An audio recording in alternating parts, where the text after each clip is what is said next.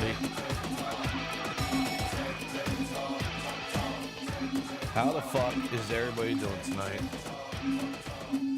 Good to see you, Yo, Actual Justice Warrior, man. How the fuck are you doing tonight, man? Good to see you, man. All right, now I hear some feedback from Dave. Dave's like, dude, he's just chilling to the song right now, dude. Hey, Dave, what's up, man?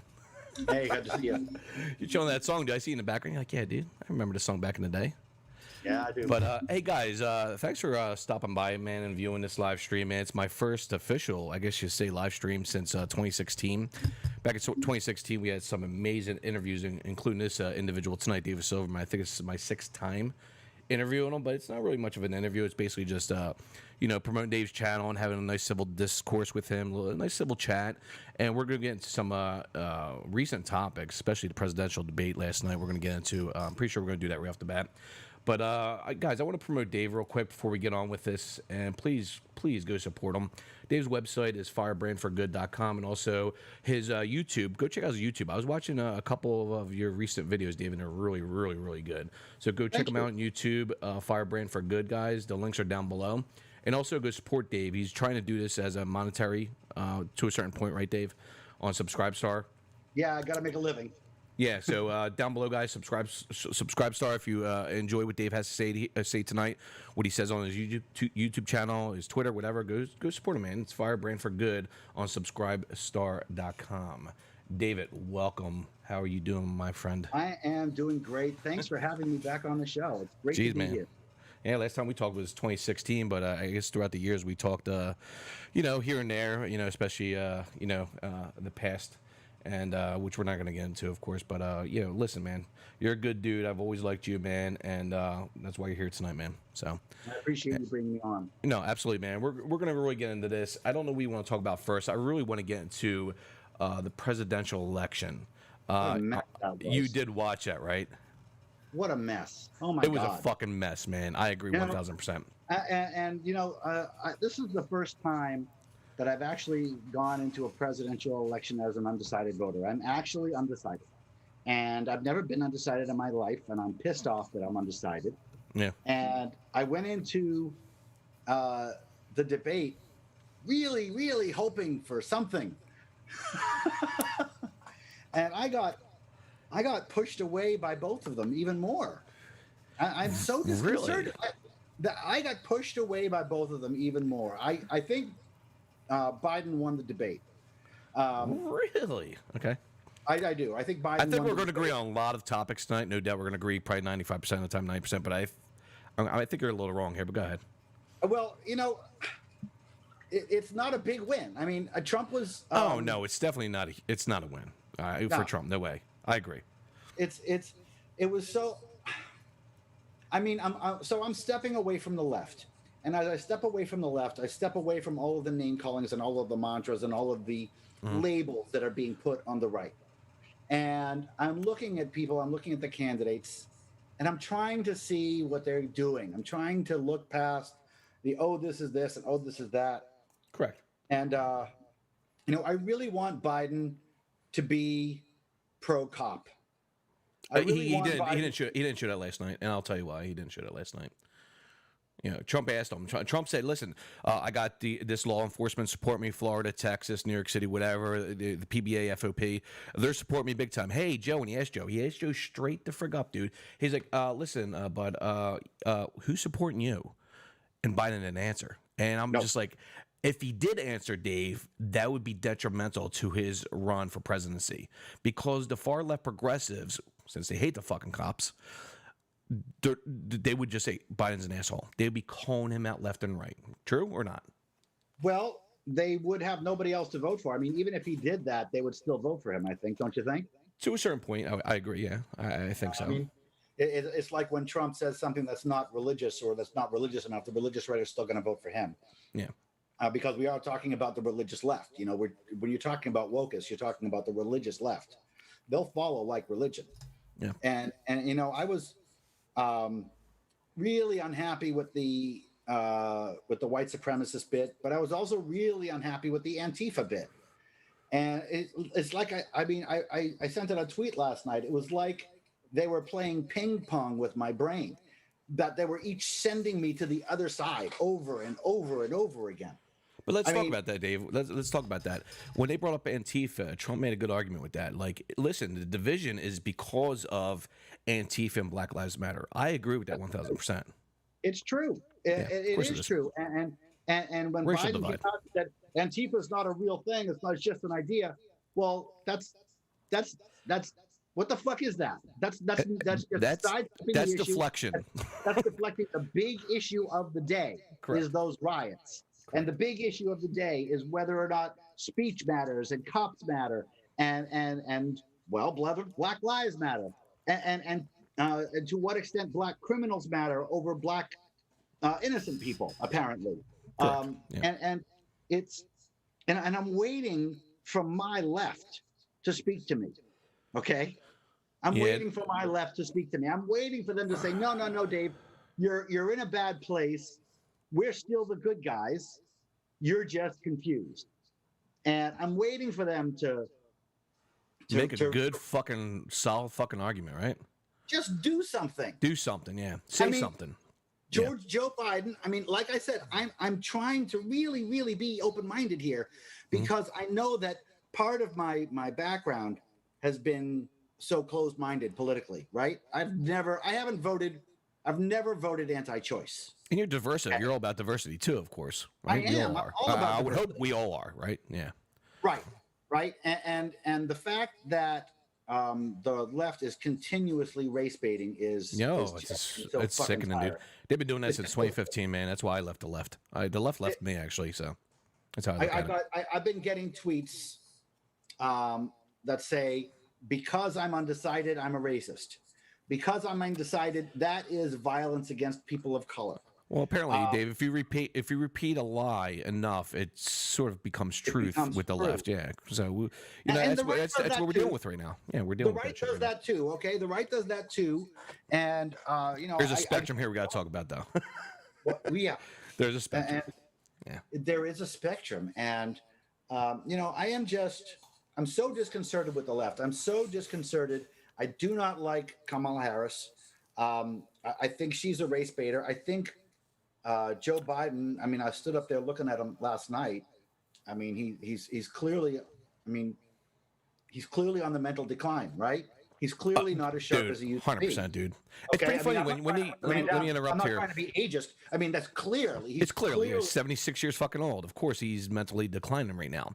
And the argument that the left likes to use, in proportion to that is like, well, Donald Trump's declining too as well. I don't think so. He's still pretty sharp. I mean, he's stupid. He's fucking stupid. Don't get me wrong, dude. Donald Trump says some stupid things, but you know what? He doesn't take any shit. That's what I like about him. He takes no fucking bullshit from anyone, especially the mainstream media. I love when he calls them out and calls them fake news. I love it. The goddamn name calling is ridiculous. Very immature. I agree, man. But you know what? I sort of like it. I sort of like it, man. I'm like, we've never had a president that just called out bullshit straight up, man. And it's just like, that's why I enjoy President Trump to a certain point. I think he's still an idiot. Don't get me wrong. But I voted for him in 2016. I voted for Obama both terms. And, I'm on the left, man. I consider myself still a liberal to a certain point. But now I'm starting to agree with a lot of positions on the right, especially with, hindering speech on college campuses, just saying, hey, listen, this conservative speaker can't speak here. And they riot. And, of course, what happened in San Francisco or California, I forget where it was, where they were breaking windows and shit like that because they want Milo to fucking speak there. I think it was Milo. They just got Dawkins. That's bullshit. Removed. They just got Dawkins removed. Dawkins. Okay, Dawkins. Okay, Ayaan Hirsi Ali, Lawrence Krauss. These are luminaries. Yes, Lawrence has a background, but these are luminaries. And to say that they're not allowed to speak anymore, to say that Dawkins is not allowed to speak anymore because he hurts your feelings, it is ridiculous that the left takes this side. It is offensive to me. As a liberal, it is offensive to me that the left is taking an anti-free speech position. It is offensive to me as a liberal that the left is taking an anti-due process position. Anti-due process. What the fuck is wrong with them? And the funny thing about that, Dave, is the right was known for that many years ago, too, as well, right? So now it seems like it's starting to switch, it's like polar opposites now, dude. It's like, what's going on here? It's kind of crazy, and it's not okay. And so now we've got these leftists, my former friends, saying cancel people because they say the wrong things, shun people, get their pictures if they go to see the wrong things, and then put them up on Facebook to have them shamed publicly. The Antifa is not a terrorist organization, even though they intimidate people with physical violence and stop people from hearing viewpoints they don't like. This is the left. And then on the right, there's a fucking buffoon. There's a fucking buffoon who can't stop calling names, who can't put the fucking sentence together, who can't answer a question on white supremacy. What the fuck is wrong? You're talking about Trump, right? I mean, I've been on live television, okay, many times. I've been under pressure, okay? When somebody says to me in the highest of pressure situations, Dave, would you now denounce white supremacy? It's not fucking stage fright to say, yes, I'll denounce white supremacy. It's not a miss. It doesn't seem to be a miss. But Dave, how big do you think is white supremacy? We know the left, at least I know, I'm not going to speak for you, but I know it's not that relevant. It's not relevant, dude. It's very minute, if anything. You're correct, but the fear of white supremacy is real. Okay? The fear, yeah, because people fear because they're stupid. If he were to come out and say, let me make it clear, I abhor white supremacy, I abhor racism in all directions, the left would lose its steam. I mean, do they think, like, these governors, these senators, Republicans, Trump, do you think they fucking, like, support white supremacy? They denounce it. No. Trump's denounced it many times already. Yes, I know. And that's why I don't think Trump's a white supremacist. I think he's incompetent. Fucking far from it. I think he's incompetent. No, I don't think he's a white supremacist. I think Joe Biden is a racist. But I don't think I think Joe Biden is more of a racist than Trump, frankly. Well, I agree that. I definitely agree with that, especially when last night when Trump called Biden out for saying blacks are super predators, and Biden didn't really have any kind of counter reaction to that, dude. He was just like, because he did. He did. Because he did call them super just predators. Like Hillary, right? He said it would be like he referred to a jungle. I don't remember what the exact quote was. Yeah, he meant. I don't know. It would be like a racial jungle if we integrate the schools. Now that was years ago, decades ago, even. So you got to forgive that stuff because people progress. And but recently, he said, "If you don't vote for me, you ain't black." Or the blacks all vote like a monolith, unlike those Latinos. These are racist statements. Correct. They're not malicious statements, but they are racist statements. And they're much more racist statements, in my opinion, than shithole countries or Mexico is sending us rapists. But at the same time, it was a lowball question, and all he had to do was just hit the ball, or just bunt the ball, and he would have taken serious steam out of this whole narrative. But he plays into it. He plays into it. He's making it worse. He is making it worse. Instead of saying we are a country filled with systemic anti-racism measures, and let's talk about the great things that we've done in reducing cop on black violence, instead of saying those things which are facts, which he could say and tout and take the entire gas out of the far left. We're talking about Biden right now, right? We're talking about Biden. No, right? I'm talking about Trump. Oh, you shouldn't be talking about Trump. No, he calls it that. I'm talking about Trump. He should have been talking about this stuff. At the debate, he should have. Yeah, at the debate, I agree. Yeah, no, I totally agree with that. Yeah. I thought you were talking about. Even normally, okay, Trump should be talking about numbers. Trump should be talking about the number of cops killing blacks is way down. He's not even talking about it. He's not talking about the homicide rates going way down. He's not talking about the violent crime rates going way down. He is not talking about the systemic anti-racism measures that permeate all aspects of our government, just about. Yes. Yep. Okay? And that's a real huge thing. We have systemic anti-racism in this country, and it's great. It works. And I'm very proud of it. And we all should be. And he should be. And nobody's talking about it at all. This is his incompetence. He could put down the left hard, but he's not doing it. He could have done it in the debate, and he could have done it anytime he wants to. Yeah, I think we got the next debate. I think October 3rd. I think it's like next week or something like that. I don't know when it is. I think it's next week, guys. But what the cool thing about this is, like, to expand on that, Trump does now last night when he talked about critical race theory and racial sensitivity training. He just totally owned Joe Biden on that. You remember that or no? Yeah, Like basically, I do. he basically said, "Listen, I ended those programs because he thought it was racist. He thought it was hatred towards America, anti-American, and he has a good point there. You know, when you look at these arguments, I'm like, it's just he's totally right, I, man. And Biden I had completely, nothing to say about that, man. he had nothing to say. No, he had And nothing to say on that. No. I really wish Trump would have pushed that harder, because I mean, He might be afraid of losing the black vote when he does that, but he has to word it in the correct manner. He has to do it correctly. He can't slip up not once. Like he has to really think about how to say it. You know what I mean?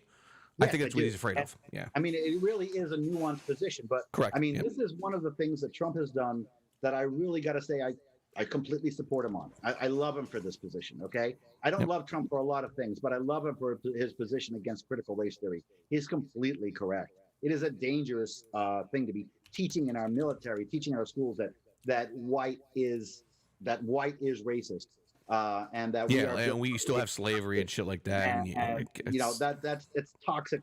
It's toxic mentality, and he was absolutely right to shut it down. And it creates hatred, man. Yeah, that's all it is. It divides the races. Yeah, and it is racist. So I completely support him on that, and I really wish Joe Biden would support him on that. I really wish Joe Biden would say something. Oh God, he didn't. No, he didn't. I do not want to vote anti-choice. I do not want to vote anti-separation of church and state. But it's so funny. What the hell is wrong with this country? A lot, bro. A lot recently, man. The last fucking 4 or 5 years, man. It's just like I said, I still want to consider myself a liberal and just like back them up as much as possible when it comes to like voting, but I just can't consciously do it, man. I left in 2016. I was just done with it, and that's why the Skeptic Fence show basically broke apart in 2016, because after DOMA got reversed, we were like, oh, that's great, man. Yeah, Jesus Christ, LGBT. He finally got I would think the last stepping stone when it came to their equality. I was just like, oh, that's freaking great, man. Let's do this. All right, good. And then after that, Dave, in 2015, when the election was coming up, everybody started talking about social issues, atheism plus, feminism, that kind of shit, dude. I'm just like, I'm no atheism plus, bro. And that's where it divided the skeptic, if you want to call it the skeptic community, the atheist community. We splintered. When that shit came up, that was the worst fucking idea atheism has ever fucking produced, I think. Yeah, so. We lost the big tent. I was always a big tent supporter, but we lost that. We actually, and that hurt the fucking Reason Rally. That hurt the Reason Rally in 2016 to a certain point. Oh yeah, Reason Rally 2016. I met you there. It was fucking awesome. I had a great time, and we had a lot of people there, and it was really, really fun. Don't get me wrong, but I just think a lot of people just I ain't going there now. It's just like we were infected with the Wokism religion, and I was a part of it. I was a part of it back then, and I was proud of being on the right side of history. And I remember when Johnny Depp was on our roster. I don't know if you know this. I remember all that shit. Yep. But Johnny Depp was on our roster to come to the Reason Rally, and that's when his accusations with Amber Heard came out. Oh yeah. And she made all those accusations, and I was very strongly in support of taking Johnny Depp off the roster, and we did. And I regret the fuck out of that. Yep. And I have apologized publicly to Johnny because he was the victim and she was the liar. And absolutely, yep. And I really felt bad about that. But my point is that we were all, infected by this crazy idea that this country is a racist country and that black people and other people of color are helpless in the winds of this horrible racist country that is infecting everybody. And it's just not true. And, looking at the numbers I saw that it was false. But now that I've left that and I'm looking at the reaction of the leftists to what I say, it's crazy. It is, man. It's crazy to look at the leftists hurling insults at me. Got a couple fake death threats today. You did? I did. I used to get them all the time talking about Islam, but we're not going to talk about that. I used to get real ones. Okay, these are anonymous Twitters who said that they were going to help me die or kill me or whatever. Just fuck them. But I got I used to have I still do. I still have my Kevlar. Because I got real rape. What's your name? What's your name? Onision? No, I'm just kidding. That's a joke. I got some real people get that threats, joke. Yeah, I know. Yeah, I know. But I'm rambling. I got off topic. No, that's all right, man. I'm angry. I'm angry at the left So for pushing me right, and I'm angry at the right for not being welcoming enough. I mean, but as I look at these tweets, I think they have their defense on my up. Just feed. put that out there to a certain I'm point. sorry? I think they have their defense up to a certain point. You know what I mean? I think they have to. You know what I mean? Well, fine, but I mean Expand a little bit. Get the people like me and you and I just thinking about this shit, right? Get us involved, you know? I'm pro-choice. I'm pro-separation of church and state. I'm pro-death with dignity. I may be even pro-universal basic income. And they're calling me alt-right.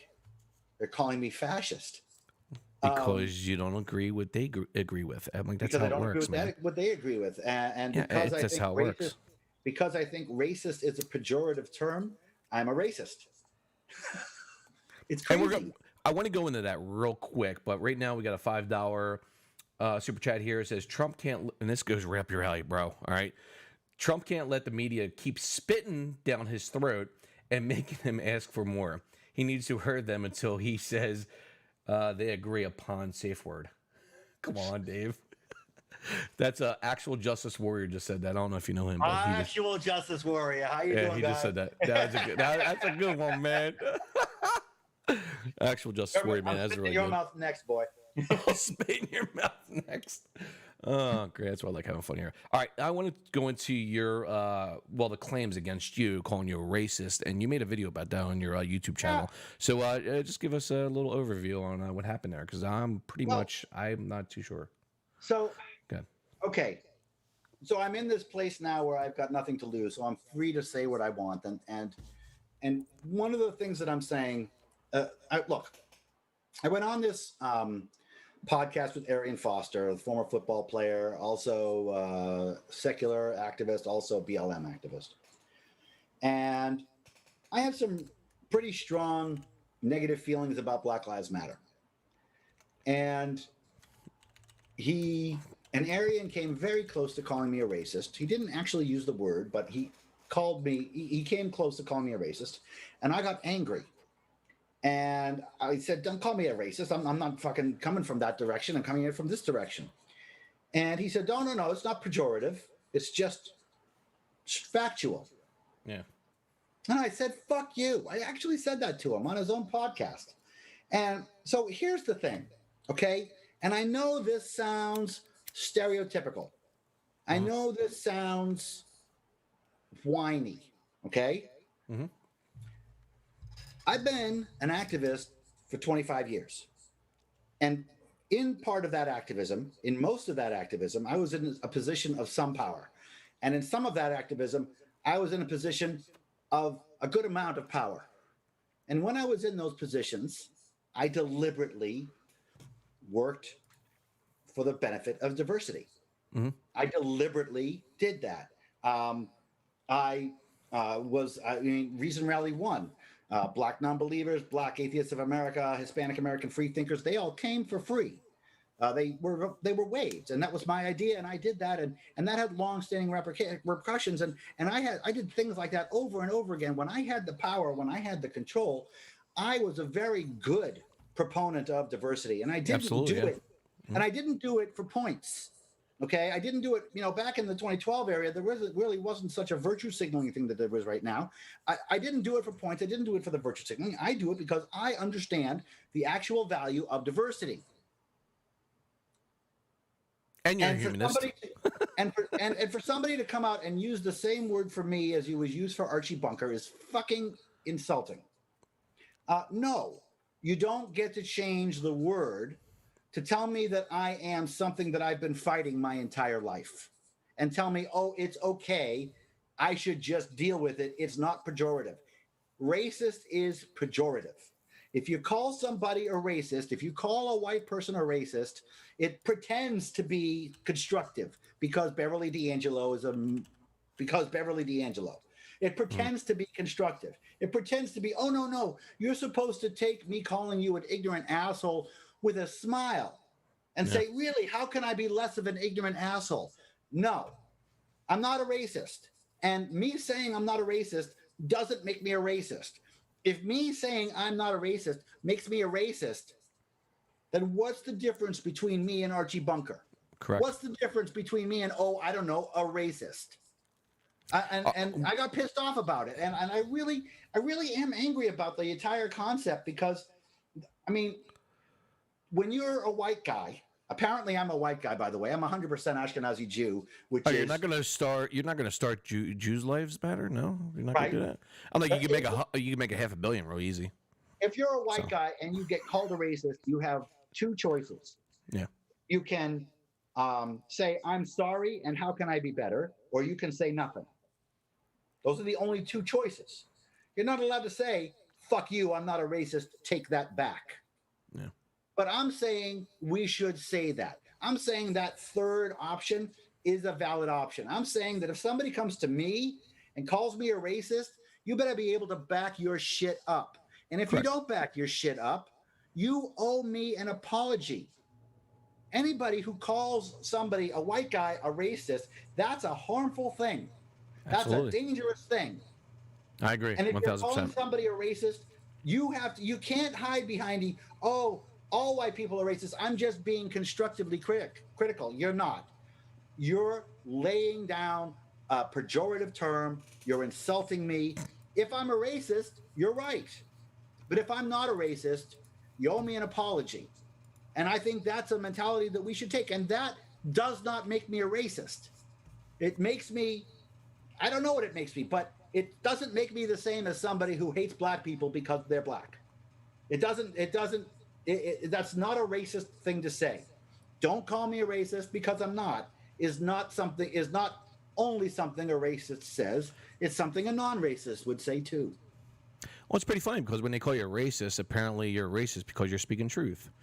And that's their go-to. It's because, hey, Dave, you're speaking truth, and most of the time they know you're fucking speaking truth, especially when it comes to Black Lives Matter and racism, systematic racism, which we disapprove. But now they say, you know what? I think Dave has a valid point here. He's bringing up the facts. He looks good. What do I do here now? I try to call him a racist, but not directly. I'm like, that's what's going on right now. So it happens to me plenty of times, dude. I do live streams here recently. I'm getting back into it, and like I had so many people come to my stream and say, "You're a racist. Why would you say that?" I'm like, because George Floyd fucking swallowed pills and he overdosed. Okay. No, he's a hero. We should put him on the wall. That's the problem. He was only arrested 5 times. And Jacob Blake, he's a hero too. He was only arrested 30 times. Yeah. Their lives matter just as much as those law-abiding citizens they harmed. And the big thing right now is Breonna Taylor, that chick. Oh, my God. I'm like, she was dating a criminal in that house. She fucking was dealing drugs. She was a drug mule. We know happened. I'm like, they have all this surveillance on her fucking apartment with these packages that TYT says, oh, well, her boyfriend hid down the hallway and she was right behind him. He shot the first shot as they broke the door down, shot the cop in the fucking leg. And you got people like TYT saying, well, that was just a warning shot. A warning shot. I'm like, this is where we're at right now, man. This kind of fucking bullshit. To know that. Cops are taught about warning shots.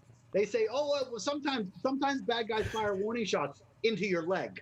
Yeah, but the cops are not supposed to shoot back after a cop gets hit in the leg. They're not supposed to shoot like fucking 8 or 10 shots off or 16 shots. And this is. But she was sleeping, by the way. She was sleeping, by the way. No, she's not sleeping. Yeah, of course not. And they were in the wrong apartment. That's the narrative. Remember how for a while the narrative was that they were in the wrong apartment? She was completely innocent and sleeping in her apartment. And that's all completely fucking false. Of course it is, 100%. Breonna Taylor was not an innocent person.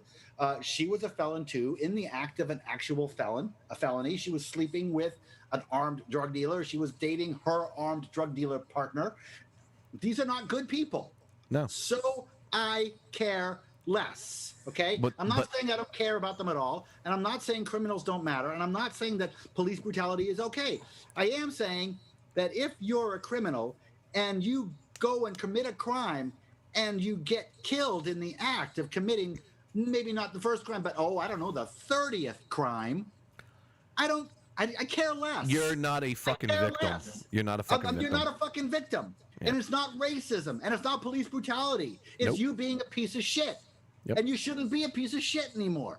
And this is not cops being bad cops. It's people being bad people, and the other people protecting them for some reason.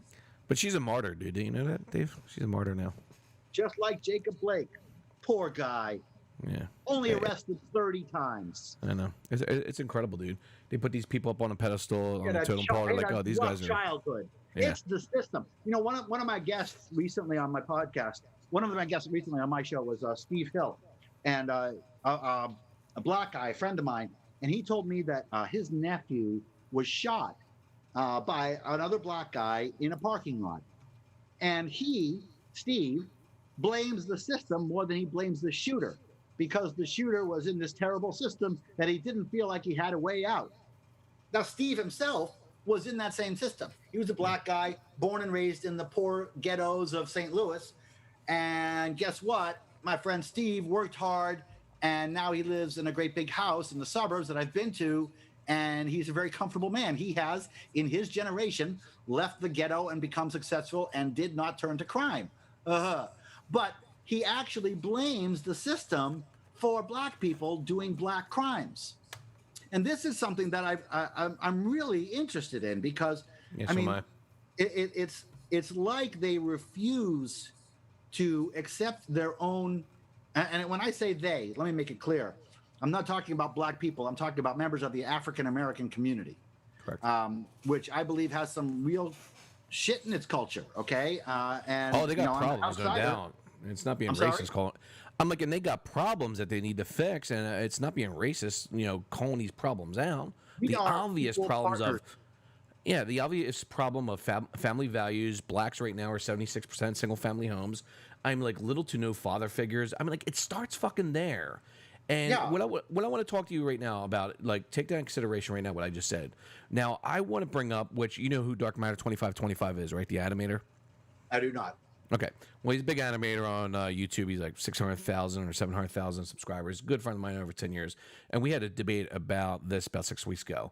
And he claims, like, okay, well, blacks are committing these crimes because of the war on drugs. I was like, so a black man that commits rape, that's because of the war on drugs? He's like, yeah. I'm like, no, John, the war on drugs is a problem, but we got to work on policy first. The laws are laws. You got to obey the fucking laws, right? So you got to obey the laws now and then work on policy, this and that. So people choose. I keep on saying, black individuals, white individuals, it doesn't matter what race you choose to commit these fucking crimes, dude. So, like, I go back to, listen, family values. 76% of blacks are single-family homes. Where are the father figures? Where were their fathers, right? I mean, if the system is forcing black people to commit crimes, then I guess we should just round up everybody and put them all in prison because they're all criminals. Yeah. Oh, wait, some of them are not criminals. They're in that system, but they're not criminals. Those are the ones we want to protect. And they can be white or black or gray or whatever. Those are the ones we want to protect. Those are the ones we have to funnel money to so that we can get them out of poverty, no matter what their race is. We have to get people out of poverty. But if you're going to say that these people who are in the black community, the African American community, which is a nuance that I really want to preserve.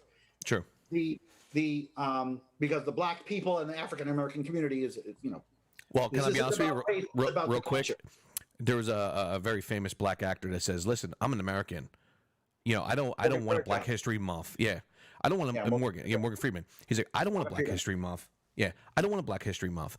I'm an American. I'm not an African American. I'm an American. And you know what? That's a really good point. He said the way you stop racism is to stop talking about it. Correct. Bingo. Yep. I mean, sorry to say that somebody in the black community has no choice is to imply that everybody in the African American community is a criminal. But since that's not true, since there are poor black people who are wonderful people, and that's the vast majority, I would assume, we have the humanist prerogative, to protect them by taking out the criminal element or by helping the criminal element to stop being criminal. But to say that entire criminal element has no autonomy, has no responsibility for their action, to say that the guy who killed my friend Steve's nephew was just a victim, But Steve, who was in that same situation, didn't have that victim. He didn't kill anybody. It really, I mean, I'm not a social scientist, but it's really interesting. It almost appears that black people are sticking together to a fault. It almost appears that black people are sticking together, even to the extent that they're holding on to their worst characters and propping them up and protecting them because, I mean, and this is all speculation because they're not comfortable not being one solid, not being, what's the word I'm looking for? Supportive of, not being insularly supportive.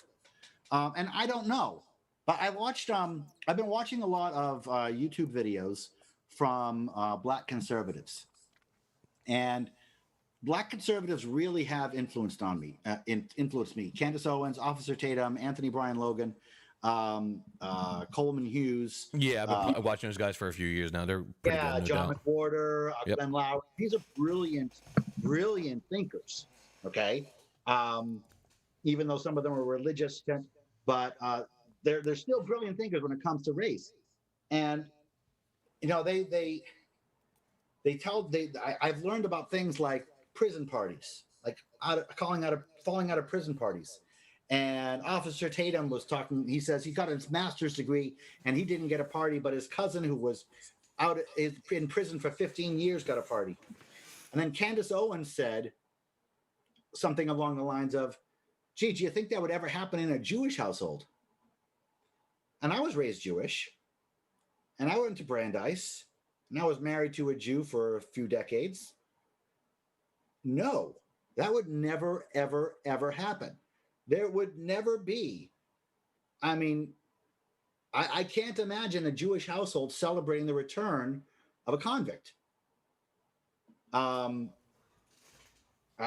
It would be a shanda. It would be a shame. No, it would be an embarrassment on the family. And you know, this is one of those things that I look at the African American community, and I see them saying a lot of things are everybody else's fault, but theirs. Yeah. And you know, I looked at, I crunched some numbers. I like my numbers. And it was like, I like my numbers. I like numbers.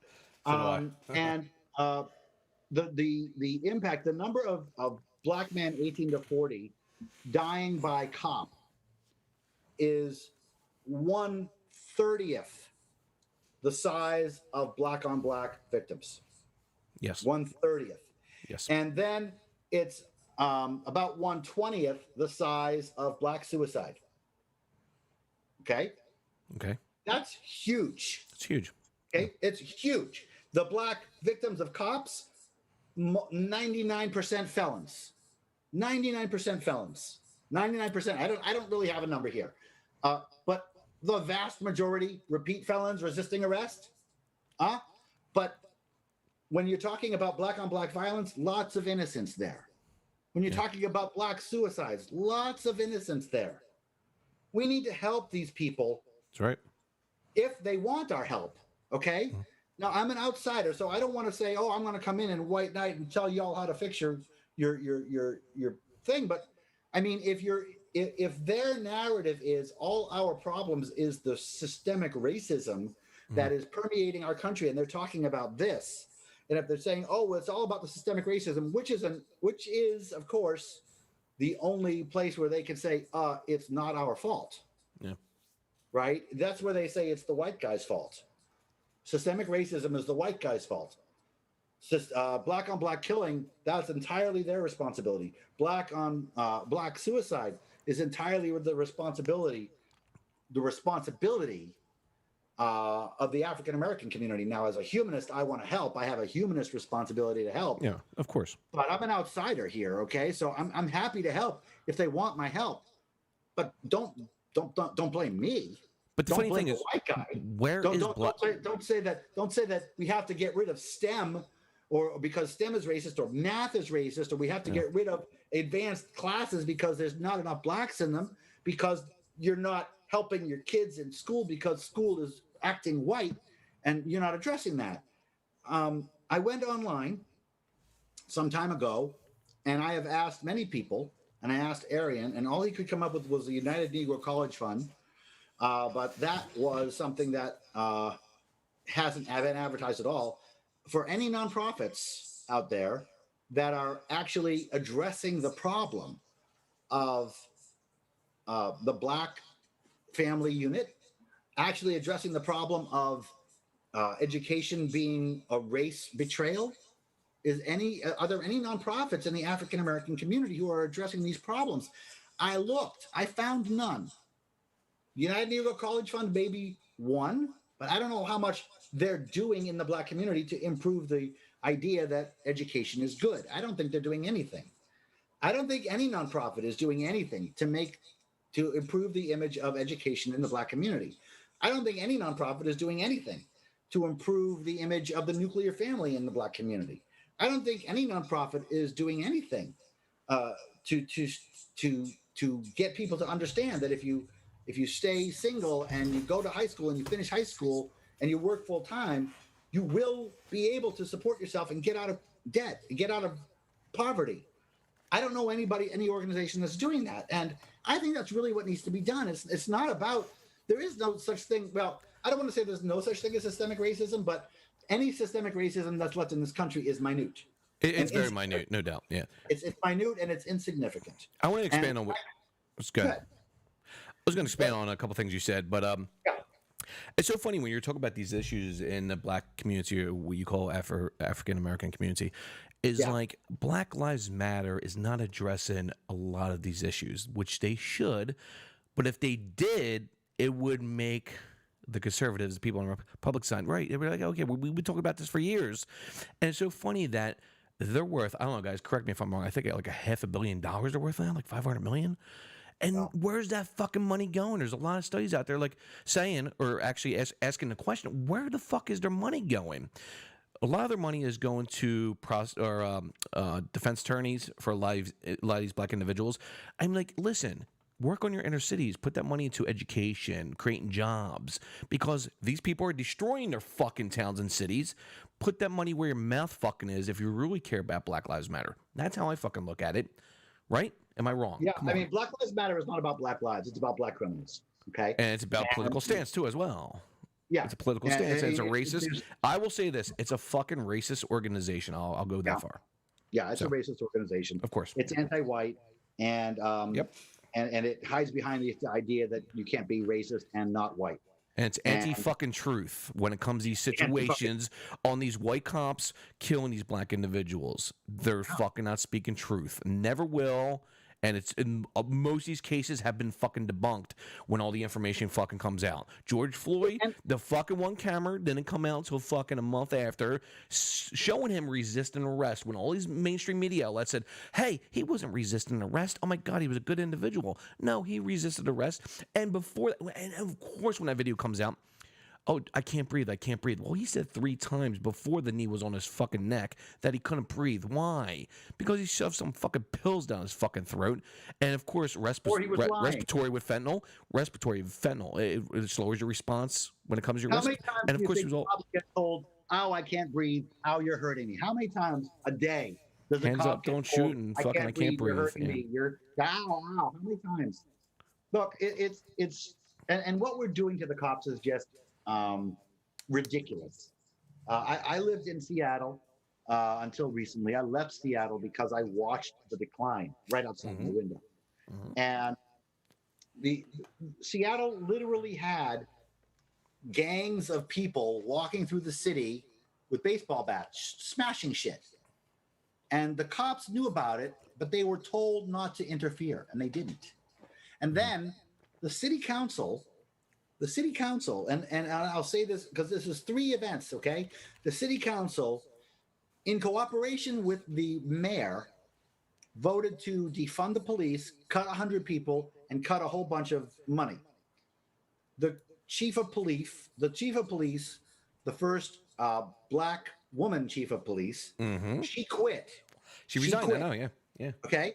And then the mayor said, no, these cuts are too extreme. And she vetoed the cuts. Yep. And then the city council overrode the veto. Yep. Okay. So now in the city of Seattle, they're facing on this this deluge of violence not only by not addressing the violence, but by cutting the cops And not condemning it. without cutting the cops and cutting the funding without, and this is something that I really fucking can't stand about the left. They're all talking about, oh, no, defunding the police is not about defunding the police. It's about redirecting, and we're going to bring in social workers to do this, and we're going to bring in people to do that. And that's exactly not what's happening in Seattle right the fuck now. Right the fuck now. They are literally defunding the police. They are literally taking money out of the police. They are literally taking 100 cops off the streets because that's going to lower crime. 1 billion in New York City right now, and guess what? The crime rate last month was 225%. Now, recently, last month, 300%, dude. So yeah, that's a fucking problem. It's Massive a problem. fucking problem. And the problem is, and you're seeing the perception here, right? You're seeing in New York, they haven't defunded the police yet. I don't think. And where? In New York, have they defunded police in New York? Oh yeah, dude. A lot of cops lost their jobs. Of course, yeah. It was a 1 billion. 1 billion. 1 billion. 1 billion. 1 billion. Okay, so I mean, and in the city of Annapolis, where they haven't yet defunded the police, but they voted to it, but they haven't done it yet, crime is also way up, and that's because of perception. And so I mean, if you have a perception that you're soft on crime, which is what Black Lives Matter is actually all about, then crime skyrockets. And yes, that's how you stop cops beating up Black people. You stop the cops from existing, and then the people who are going to be criminals are going to be criminals, and there are going to be more victims, and nobody fucking seems to care about the victims. Everybody talks about these criminals, these felons. Oh, these poor Jacob innocent Blake, victims. these poor George Floyds. Nobody's talking about the babies in the cribs or the children in the cars. Nobody's talking about more children dying from Black Lives Matter protesters in a weekend or 2 weekends than Black people killed by cops in a year nationwide. Yep. It's ridiculous. The size differential here. People think that in the Black community that cops killing people is like this major thing, but it really isn't. I have I don't have it up in front of me, but there is a Washington Post article that talks about, it says cops are a major cause of Black persons' death. And okay, the title of the article is Police Officers a Major Killer for Black People, okay? And then it shows the chart. And they had to go to number 6. It was the number 6 killer for Black people. The number 1 killer for Black people was Black on Black violence. The number 2 killer for Black people was Black suicide. The number 5, okay, then it goes way down in huge chunks, okay? Well, it's cops. And it doesn't show, you'd think that it's like, oh, they're close to each other, but then there's way huge chunks and down to 1/30th the level of number 1 below diabetes. Okay, it's in the level of diabetes, killing men 18 to 40. Not a lot of men die from diabetes 18 to 40, but that's how many men are being killed by cops, and that's what they have to do to call it a major force. And oh yeah, most of those people are felons, repeat felons who resisted arrest. And so, I mean, and I just got to say, I care so much less about felons than I care about innocents, and that doesn't make me racist either. I care about the children. I care about the mothers. I mean, I have a child. I remember what it's like to put my baby in a crib. Do you have a kid? No. I can imagine putting my baby in a crib and having a bullet come in from outside from some fucking protester protesting police violence and killing my child. Can you imagine? Yeah, it's sickening. But Dave, and then everybody says, "Oh, poor George Floyd." How about this one, Dave? I posted this on my Twitter about, I think it was on August 31st. I wrote, "So sad. I hope they have a peaceful protest tonight for this little girl. R.I.P. Christiana." Right? Black Lives Matter hashtag I put, right? So it was an Indiana girl, 7, is killed in drive-by shooting while attending relative's birthday party just moments after kids broke open a piñata and started eating cake and ice cream. So fucking tragic, right? So I posted that. You never heard of this fucking girl's name in mainstream media. So fucking sad. Just like you said, when these drive-by shootings happen or the interstates and children are getting killed, you don't hear about these. And it's dozens, maybe even hundreds a year that you don't hear about these individuals. Yeah. It's so sad that Black Lives Matter are putting like a dozen people up on a pedestal, calling them martyrs when they're victims, they're career criminals, felons, and we're supposed to say they're victims of what? Systematic racism? Like, shut the fuck up. They're victims of us. Yeah. They're victims of white people. It's like, it is so sick, dude. It's actually ridiculous, man. So, and you know what? Somewhere along the line, we have to have responsibility. Somewhere along the line, we have to have accountability. I mean, somewhere along the line, you know, my father was raised. He was raised a pretty negative place. He had some pretty racist views. So my dad. We can go into that real quick. My dad did too. And somewhere along the line, my friend Steve Hill decided not to become a criminal and decided to go to school and get an education and become somebody who is a healthy member of society. And somebody else, somewhere along the line, Jacob Blake decided to commit many crimes. And, you know, I think we as a society, this is all participation trophies, okay? This is all, we're all equal. We're all equal. We're all special. What we have to get past is, no, some of us matter. In fact, all of us matter more or less than other people. And we could all talk about how much and by whom and to what extent, but we all just have to say bad people matter less than good people, okay? They do. And if somebody does something as a bad person to make a bad person or to commit a crime and they get killed in it, I'm not crying. I'm not upset. Okay. If a child gets shot by a protester, I'm crying about that.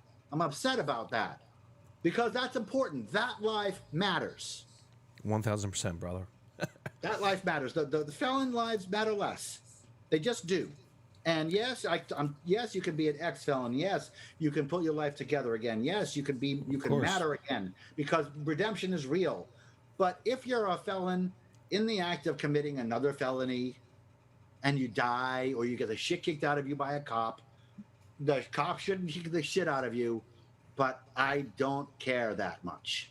The funny thing is, since you brought up redemption, I got into this fucking argument with Dark Matter 2525, very good friend of mine, dude. When we had this debate together, we were yelling at each other, but you know what? We talked on the phone. I was like, listen, we're still friends, right? He's like, absolutely, dude. I'm like, all right, good, man, because I hold no, what do you call it, grudges against him, right? So I said, yeah, John, it's cool, man. We've been friends for like fucking 9 years, right? Yeah. So when we were talking about this, I brought up redemption, like the Christianity view on redemption. You like, if you do wrong, you go to Jesus, pray for forgiveness, and you're forgiven, right?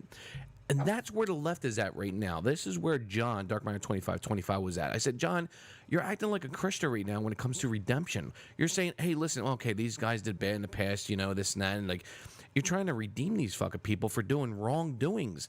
They have to own up just like Christians do when they do wrong. And he didn't have anything to say, dude. I'm like, John, it's equivalent.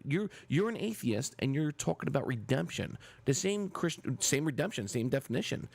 And you're saying we should redeem these people that they did no wrong, that they could redeem the wrongdoings? I'm like, come on, John. You can't go there, brother. Redemption is real, but it's got to be earned, right? I mean, correct. Yes. I've done some bad things in my life, and we all have. Right. And so I have sought redemption for those things, and I think I should. But you admit your wrongdoings, right? My wrongdoings, yes, my actual wrongdoings. Yes, I've admitted to wrongdoings, but when it comes to Christianity, to a certain point, when they read them, they're like, okay, I'm cleansed, okay, and they repeat. Like I told my ex-wife, dude, you repeat these wrongdoings, and you think that you can just pray to Jesus, and it's all gone, and you can keep on repeating. It's a rinse and repeat system. It's what it is. So good. Right, sorry. And that's not redemption, right? If you're repeating it, you don't deserve redemption. Correct. But I mean, I do believe in redemption. I do believe in forgiveness. I do believe in mercy. Sure.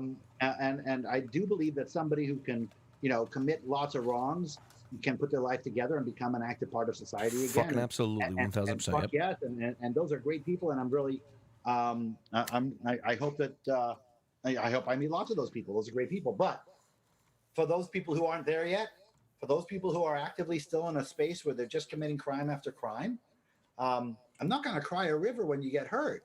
And I hate to bring back a meme from the 80s, but don't do the crime if you can't do the time.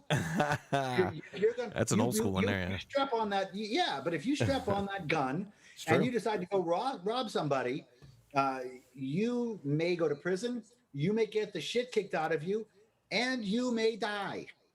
And you're taking that risk. And I'm sorry, and yes, I'm going to say that this is a humanist perspective. Okay. And sure, absolutely. People say that my perspective is not a humanist perspective because I'm tough on criminals. But being tough on criminals is being soft on their future victims. Yep. Okay. And when I'm talking about criminals coming in and going through the revolving door and going back out, they're going out to hurt more people. And by and large, they're going out to hurt more Black people. And I think that we have a responsibility to not coddle the criminals for the sake of lose the possible innocent victims in their future. And I think it's very humanistic for us to tell the truth here. I was saying before, we're all equal partners on this planet. We're all equal citizens in this country, and partners speak to each other as equals. And we all have equal rights nowadays. We all have equal rights, but we more also so with minorities. Let's be honest here, right? Yeah, but we also all have equal responsibility. True. And if you're going to tell me that your problems are my fault, you better back that shit up. And if you're right, and it's my fault, well, I have the prerogative to fix it. Okay. If there's actual systemic racism, it's my prerogative as a humanist to fix that shit, because fuck all racism and fuck systemic racism wherever it's real. Correct. But if it's not real, if you're saying Black on Black violence is Dave Silverman's fault because he's white and systemic, or not, that's hyperbole. If you're saying that that systemic that Black on Black violence is indirectly the fault of the white man and not the Black person because systemic racism, which I can't show, that does place the blame on me. That does place the responsibility on me. And no. Black on Black violence and Black crime, it's part of the African American community, and it's your responsibility, their responsibility to fix it. It's entirely their responsibility to fix it. It's my responsibility from a humanist to want to help them, but it's their responsibility to fix it. Yeah, it's okay for us to speak about it too, because then you get these people that are on the far left, white people and even Black people saying, "Well, you're white. You never been through what we've been through." And I'm just like, no, we're speaking about the stats and the criminality. It's like there's a problem, so we're speaking the truth on the problem. We're showing you the statistics. Like we got a problem, especially when it comes to, like I said, I'll say again, single parent homes, 76%, 67 or 76% of the Black community. That has to be fixed. We need father figures in these communities. When these are kids, we got to talk about the kids. How are these kids going to grow up in a nice, healthy, ethical and moral family home, dude? Like that has to start there, I would think, right? Right? I would think that's a problem. And when you're not addressing the problem, you're exacerbating the problem. Okay, when you're pretending the problem isn't there, you're exacerbating it. When you're wasting your time on something this big, while something this big is out of control and not being addressed. And the number two thing is out of control and not being addressed, and you're not dealing with it because on this one, you can point to other people instead of addressing it in your own community. That's time for us white people, us whatever, to stand up and say, our partners, we're looking at our partners here. Okay. These are our partners. And I was married for 28 years. I know what it's like to have a partner. Sometimes your partner's full of shit. Okay. And sometimes you just got to say to your partner that you're full of shit. And when the African-American community comes to me and says that Black on Black violence is the system, it's my fault, I got to say, no. This is your fault. I'm on your side, partner. Look in the mirror. To go away, partner. And I'm not here I don't want to do the look in the mirror thing. I want to say, look, partner, you got issues that are not my problem. You got issues that you have to deal with, that you have to admit are yours for real, and that you have to admit are far worse than the shit you're trying to pin on me. Cops killing black people is this big. This is this big. Suicide is this big, and black on black crime is huge. And this is something that our partners in the African American community need to hear from us, because no, this isn't our fault. No, this is not even our responsibility. It's our responsibility from a humanist perspective. But no, it's not our responsibility to go into the African American community and fix your problems. You have problems, they got to fix it. And I'm here to help. Don't get me wrong. I'm here to help. I'm on your side. If you need my help, if you need my tax dollars, I'm here to pay it, because I want the poor, not just the black poor, but all the poor, elevated. Correct. I want poverty vanquished. I want poverty eliminated. I want everybody to have a roof over their heads. I want everybody to have the opportunity to get out of poverty. And if we sit back and we say, oh, we can't because systemic racism, and we're not addressing the actual problems in the African American community, the problems aren't going to get better. Correct. I agree 100%. And when we look at the welfare issue, right? So welfare should be used as a last fucking resort, right? Should be used as a last resort. And we have a lot of people in the black community trying to, take advantage of that, take advantage of welfare, which I think is just ridiculous, right? So welfare is a pit. Go ahead. It's a pit, of course. What else I was going to say? I was going to say also, because you're ranting there. So when it comes to, like you said, with, suicide, this and that, and, black on black crime is like this, like we've talked about this a lot. You've talked about it a lot. I've talked about it a lot over the years, is like when we look at the disproportionate amount of violent crimes, it's fucking astronomical when it comes to the black demographic, right? So when people say, listen, okay, cops kill blacks 2 times more than whites, or even more than that, they say, right? So when you look at it, it's like 420 in 2019 and 260 blacks being killed by cops, right? And of course, unarmed is very minute. I think 2019 was 9 people, right? So it's very minute. But they claim like, hey, listen, if we do per capita, it skyrockets. But then when you take in consideration the interaction with police, which we talk quite often, everybody does, but the left does not want to hear this point. This is the main point, is like with 13% of the population, they have way more, disproportionate amounts of interaction with police. They're more violent. They're more prone to fucking resist arrest. And that's a huge fucking problem, right? So they don't want to hear this, the left. And to be clear, we are talking about the African American community, not the black population at large.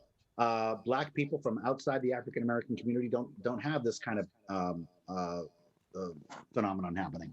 Sure, I'm just going by the 13%. That's what I'm doing. Right. Black people coming in from outside the country do not face systemic racism. Apparently, they just work on just fine.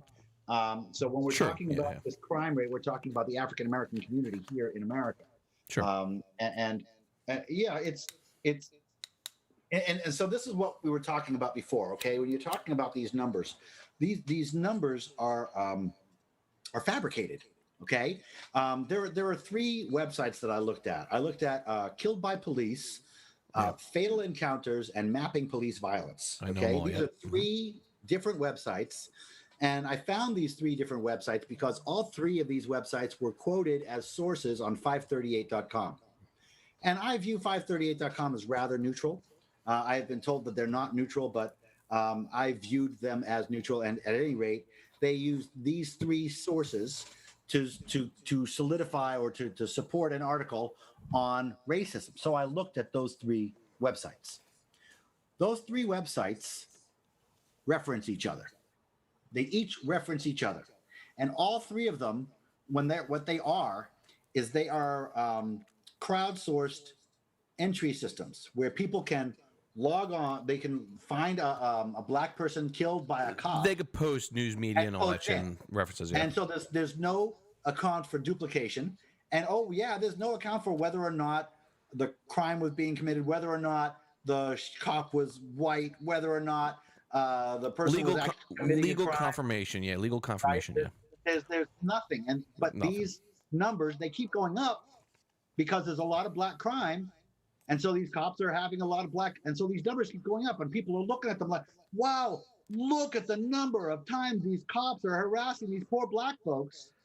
And these three different sources, which source each other, are being used by major news sources as support for the idea of systemic racism. And it's incomplete numbers. And it's akin to religion. This is all akin to religion, okay? This is the being white is original sin. And the entire idea that you can leave this religion is I lost my train of thought. Sorry.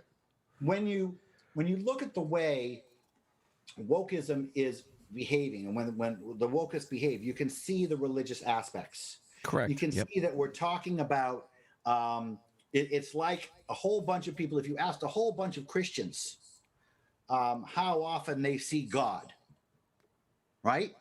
Yeah. They will all say, "Oh my God, I see God all the time. How can?" And then you say, "Well, no. God is fake. You're out." And again, I'm outside the Christian faith, looking in, and I'm looking at all these people with lived experience that have personal relationships with their God, that know God is true because God is real, because they talk to God and God talks to them, and they hear Him every day, and that's why I, as an outsider, can't possibly combat the lived experience of Christianity. And that's the same mentality, that you can't criticize the black community from the outside, but we do criticize the Christian community from the outside. Yep. We say, "Hey, Christians, there is no God, and all the science in the world proves that there is no God, and all the science in the world shows that if you think that you're seeing God, you're not." We can say the same thing for systemic racism for the most part. Yeah. And we can say that, but if we do, we're racist. But but we can see that as well. If we take these people who are looking for systemic racism, they can see it everywhere. They can show it everywhere. And then they come to us and they say, "Well, you can't criticize us from outside of our community. You don't know our experience." It's the same thing. It's religion. Yeah. Only It just when it's covered by racism, we're saying, I don't want to be called a racist, so we back off. Yeah, it just reminds me of all the shit that's been going on in these main cities like Seattle and Portland and other cities throughout the United States. Is like Black Lives Matter protests, and all these black individuals are going up to older white individuals as they're dining and having a breakfast or a lunch or a dinner outside on the curb, and they're coming up to them and they're drinking their drinks and like say, "Hey, listen, say Black Lives Matter, say it." And they're trying to push these people to support them and say it, so they get it on film to show, "Hey, listen, we're making a difference." I'm just like, this is absurd. How is this not being terrorism? Well, it is terrorism, but it's also fascism, of course, and it's also like totalitarianism. It's just like it's that idea. It's like, "Hey, listen, I'm the dictator. You're going to listen to me. You're going to repeat after me." It's like, no, we don't. Some people say we don't. We don't know. We don't know what you're talking about. Some of these people are like, "Just get the fuck out of here, dude. Let me enjoy my fucking lunch." And this is what's going on right now. They're pressuring people to support them so they can get it on film, so they can make it viral. Say, "Hey, listen, we turn this person's thought around, or what they thought before. Now they think, hey, Black Lives Matter is a valid point." It's like it's so odd to me. Do you think that's really what they're doing? That they're thinking they're trying to? I think it's all about intimidation. I don't think they're trying. Well, 1,000% intimidation. Yeah, of course it is. Yeah, of course. Yeah, that's the word I was trying to think of. Yeah, it's a good word. Intimidation. I'm going to be. I mean, I have a gun. I'm going to be getting a concealed carry permit. I need to protect. I mean, folks. I do, man. Sitting at a fucking diner, if I'm sitting at a fucking diner, and a bunch of protesters come up to me and demand that I say Black Lives Matter, I'm not going to do it. Hey, you might get punched. Okay. We've saw that before. That's why I take the gun and I put it on the table and I say I'm not going to do it, and they walk away. Don't fuck with Dave Silverman, dude, with a fucking gun. You might get a fucking. I mean, get a fucking bullet in your fucking head. Stand your ground, Dave. Stand your fucking ground. I mean, all right. For fuck's sake. Yeah, I know. This is participation. This is what happens when participation trophies are given for an entire generation. You can't. You have a group of people who can't stand to be disagreed with, and they think fascism is the only return. They think making you submit is the best course of action, and it's scary that we're here. Yeah, it is. It's very scary, dude. And here we are, and so all of this conversation. This is why I don't want to vote for Biden. Yeah. But Trump really let me down last night. Yeah, I think he's going to come back. I'm like, you got to remember, if you remember 2016 when he had the debates, he was like really trashy in the first one. But I think his advisors came back to him and said, listen, bro, you got to calm the fuck down. What Trump needs to do is let Biden hang himself. Give him his fucking 2 minutes. Don't say anything. And I think Biden will fucking hang himself. He has to do that. Trump has to let him speak, I think. But we got a couple questions in the chat, and then I got one more topic I want to talk about before we get out of here. Okay. So there's actually been a lot of posts about this. People think you and I should do a fucking podcast together, weekly or bi-weekly. Oh, yeah? That's what they're saying. They're saying, hey, dude, they're loving the chat right now, so they're loving us. Oh, that sounds like fun. We can talk about that offline. Oh, absolutely, we would have to. And this other one was, oh, God, Jesus Christ, really fallen angel? He said, how much did Dave pay you for this interview tonight? Pfft, $0. Come on, man. Dude, I've interviewed Dave 6 times. I paid him $0. I want to make sure that I say something about that, okay? I give him promotion. They appreciate that. I have come from a place where I have had a big following, and I had a big leadership and a big responsibility and an organization. And still do on Twitter somewhat, so you're pretty good on Twitter. Yeah, still. but I just want to make it clear that I am not doing any of this for any sort of publicity. I'm not paying you or asking you. I did not ask to come on your show. No, I asked you. Yeah, you asked me, and Smalley asked me, and Arian Foster asked me. I am not doing this for publicity. I don't care.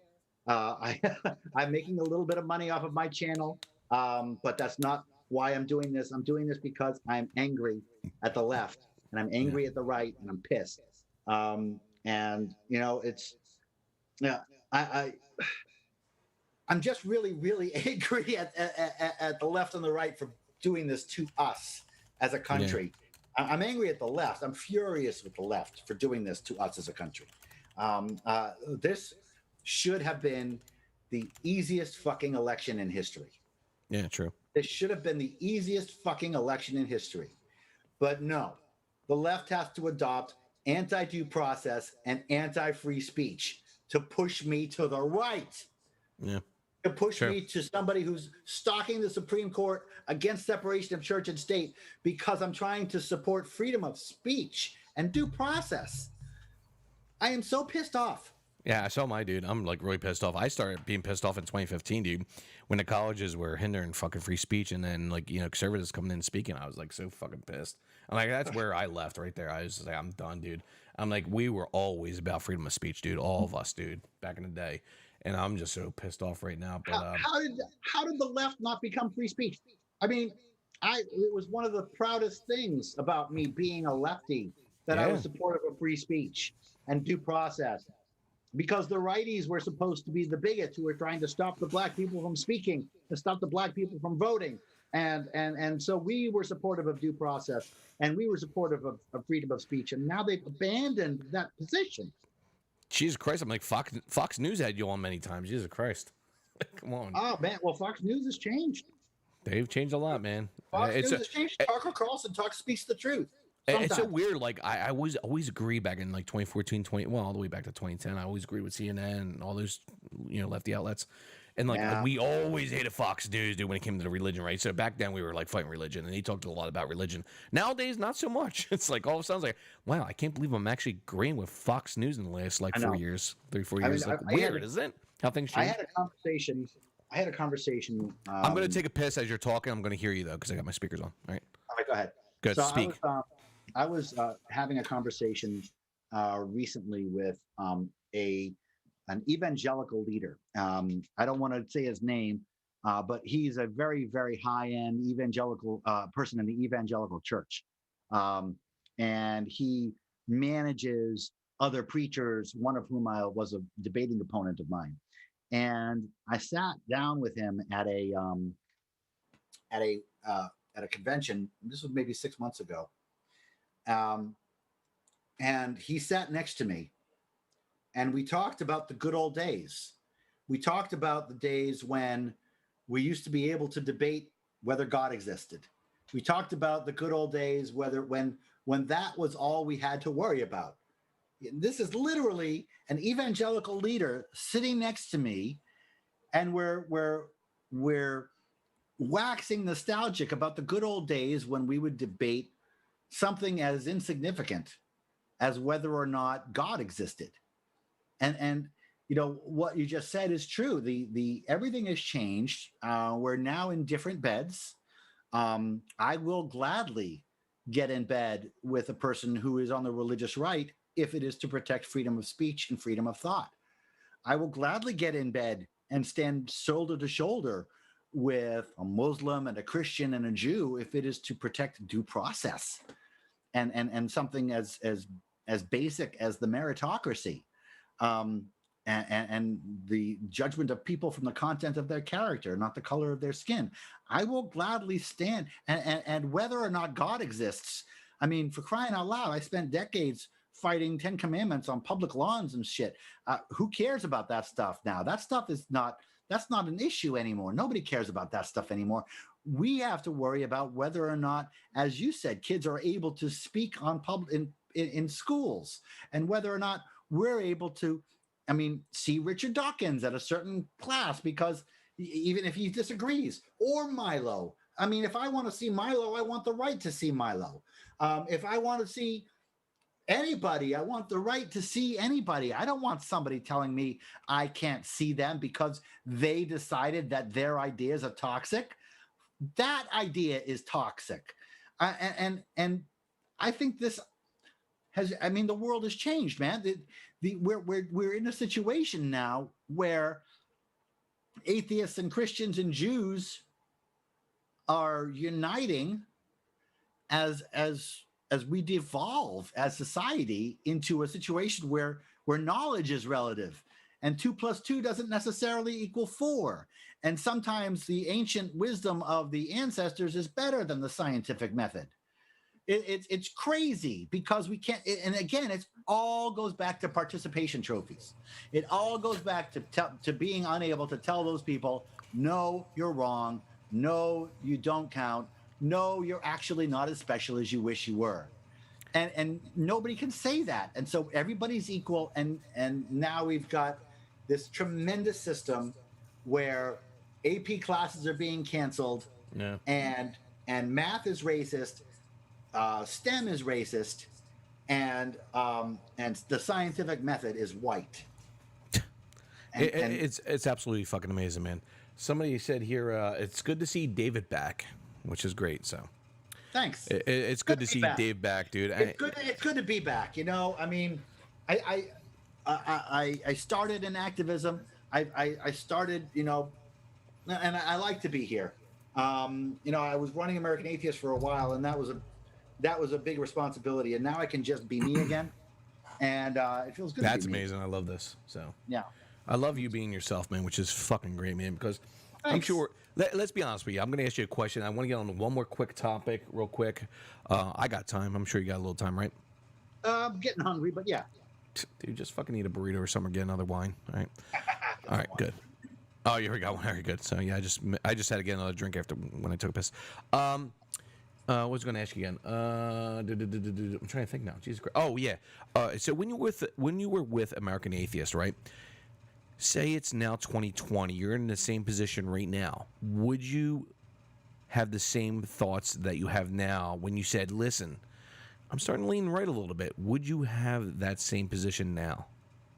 No, I probably would not. You probably would not. Yeah, that's what I thought too. There was a lot of fear holding me into that position. That's what I thought too. Yeah. Right. And Nick Fish, the new president, my successor, correct, is a very big wokist. And so when I was, and he was a big influence on me and the way I was, behaving. And I was a very, very big tent kind of guy, and he was an anti-Nazi kind of guy, and I went his way. And if he didn't do what he did, which is lie to the board, blah, blah, blah, and have me fired, I would probably still be in that place. Now, if I were to go back to that place, which I'm not interested at all in doing, I would hope not.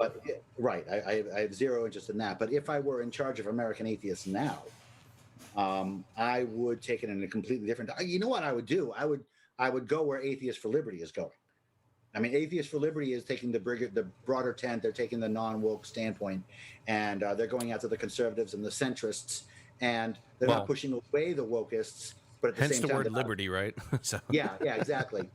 So if I were back in the seat of American Atheists, I would probably take it in the direction of Atheists for Liberty, because Wokism is just another religion. And it took me a while to realize that. It took me a while to realize that Wokism is a religion without a God, but it is a religion. And it is hard to escape. But if I were in charge of American Atheists now, I'd take it away from it. Yeah. But I think that if I were still in it, if I'd never gone through what I went through, I don't know. I want to say that I would have broken free, but I can't really say that that's true. I was stuck, and I was partially afraid, partially intimidated, because I was afraid of losing what I lost. I was afraid of what happened happening. Yeah. But now as I look at the movement, and of course I still keep some tabs on American Atheists, and I'm looking at the SSA and the AHA. I mean, it's just, they're gone. The movement is gone. FFRF is still doing its thing, but they have a very specific place. They're doing the lawsuits. It's so funny because I watched the FFRF do live streams and American Atheists do live streams. Dude's like, fucking, like, we got more people tonight than they do. It's like so weird, man. Hey, what? Say again? I'm like, they have no people watching the live streams when they do them. Like American Atheists, it's like, I went in there one night, I think it was like a couple months ago, dude, they were doing live streaming. I'm like, there's only like 12 people in there. I'm like, what is this? Yeah. It's so funny, Dave. You made American Atheists, at least during your time, what it is, with the reason around and all that shit, dude. You did an amazing fucking job back then, dude. Thank like, really A+ you, brother. I'm like, seriously, I followed you for, since at least 2012. Back in the day when I was like streaming and shit like that. I created the Skeptic Fence show back in 2011. Like, we've been doing this 9 years. Wow. So, and if I stayed with it, because I've been in hiatus for the last 4 years, because of what happened. Like, me and the other hosts, we had differences. We were covering stories that we argued with, and we just broke down in 2016. And just like right after the Reason Rally, dude, or during the Reason Rally, we broke down, hung out with all those guys. We had a fucking amazing time, but our ideologies just splintered, and we're just, I went one way, they went the other way. A couple people would agree with me on some topics. The other guys went just to the left, and I'm just like, still friends with those guys. I still talk to those fucking guys, but we just splintered. And I'm just like, I'm done. It's hard because, I mean, it's hard because the leftist mentality is that if you disagree, you're a racist or you're bad. And, I have lost, friends over the past couple of weeks when I came out and said that racist was pejorative, which it is. Of course, I lost friends, and I'm so. It used to. I lost so many fucking friends, dude. How many people? Me much more, right? It's so funny how many people that I talked to when I quit in 2016 because of my views, like especially voting for Trump, dude. Like, I lost so many supporters on the Skeptic Fence show, and also my private channel, which has like, I think 8,500, 9,000. It's just like, I lost so many supporters from that too. I'm like, how can you vote for him? I'm like, because the left are left of me, dude. I'm like, I'm still a liberal. I agree with a lot of principles, but I can't consciously fucking have Hillary Clinton or even Biden nowadays. I just can't fucking consciously vote for a liberal right now. I just can't do it. I didn't do it. And you know what? I could have voted for Tulsi Gabbard. I could have voted for Amy Klobuchar. I could have voted for Biden if he had picked Amy Klobuchar or Andrew Yang or Tulsi Gabbard as the vice president. I have a real problem with Kamala Harris because I believe she's anti-cop. Yeah. All right, I got another topic we need to talk about, and like this topic pissed me the fuck off, man. Like, I agree with you like 95% of the time on this fucking debate with David Smalley, dude. Like, I watched like probably like 90% of that, or probably like 80% of it, and I can't believe how David Smalley. Listen, this guy talks about logic and being reasonable, and he's skeptical, and I'm just like, dude, he posts this on a lot of Twitter posts. I'm like, dude, you got it so wrong when you interviewed David Silverman recently. What was it? September 2nd, I think was the date. Yeah. He got it so fucking wrong. He actually thinks systematic racism actually exists. Dude, I'm like, what? And I'm like, he talks about pulling black people over. What's that? He thinks it's a real problem. Yeah. He thinks it's a major reason holding back the black community, the African American community today. And he has a pretty decent following too. So he's a smart man. He seems very intelligent, but. And Smalley and I have been friends for a decade plus. You know, we've had our ups and downs, but he's one of the long timers. You know, I think he's a good man. I think he's a smart man, and you know, I do count him as my friend. I would definitely, and I have socialized with him, and I will socialize with him again. Of course, yeah. But he does seem to have drunk the Kool-Aid. And we are having a conversation. Smalley and I are having a conversation on the back end about, and he's sending me videos, and I'm watching them, and he has yet to convince me of his position based on the videos that he's sending me. And, you know, it's videos like this. One video was this black guy got shot by a cop. But the cop wasn't white. And it was just a mistake. It wasn't a shot. It was a shot. It was supposed to be a shot, and it was a stray shot, apparently, that mistakenly hit the guy. But he's using that as evidence of police brutality. And, you know, it's like a religion. It's like when you talk to your Christian friends, and they say, I saw God when I looked at the sunset. I looked at the sunset, and it was awe-inspiring. It was beautiful, and that's how I know God exists. And Smalley is doing kind of the same thing. He's like, all right, well, look, here's a black person got shot, ergo systemic racism, ergo police brutality. Yeah. And again, I'm not for police brutality. I don't care much about felons committing acts of crime, but I'm not for police brutality. I think that the felons deserve due process. I'm just not going to cry a river when they commit yet another felony and get killed in the process. But to blame that on cops is ridiculous. It's absolutely ridiculous. And the funny thing, like I talk quite often about, is like, okay, you want to say there's such thing as systematic racism? Like you said, it's very incredibly minute. When it comes to police brutality, very minute. The issues they bring up, Black Lives Matter, is not police brutality. Far from it. It's very minute if it happens. I'm all about policy change. I'm all about fucking giving more training to cops. I'm all for that too as well. You know what I mean? Once a month, maybe once a week at the maximum. You know, maybe 8 hours a week or maybe 8 hours a month. Like some kind of training. You know what I mean? Cops are very well trained. I know they are. I'll tell you. I'll give you a situation right now. So one of my employees right now, I run 3 car dealerships. I'm a parts director for 3 car dealerships, right? So I got a lot of employees. So one of my employees, one of my helpers, he's 24 right now. He's been going for the state troopers in New Jersey, right? So he's going to become a state trooper. His last day is October 23rd. So he just gave me the date actually 2 days ago. So he passed everything, and you know what? The state troopers, they look at fucking everything. They interview the neighbors, his bosses, managers, wherever he worked. They know his whole fucking history. They look on his Twitter, his Facebook, everything, his phone. You have to give them your phone, and they download all the information on the fucking phone, and they review every fucking inch of that fucking, all the data. They look at everything. And like he's like, dude, he's like, I gave up my rights. I have no privacy right now. He goes, I gave it up to the state troopers, you know, because I want to become a state trooper. And just like you said, yeah, they have enough training, this and that. They know the background. They know if these people are like, you know, if they beat up their wife or their girlfriend in the past. They know all this fucking shit. They check their background check, all this shit, dude. He's like, dude, I got to go through leaps and bounds to become, or to even being accepted into the academy for state police. So he leaves October 23rd. He has to go through all the fucking training.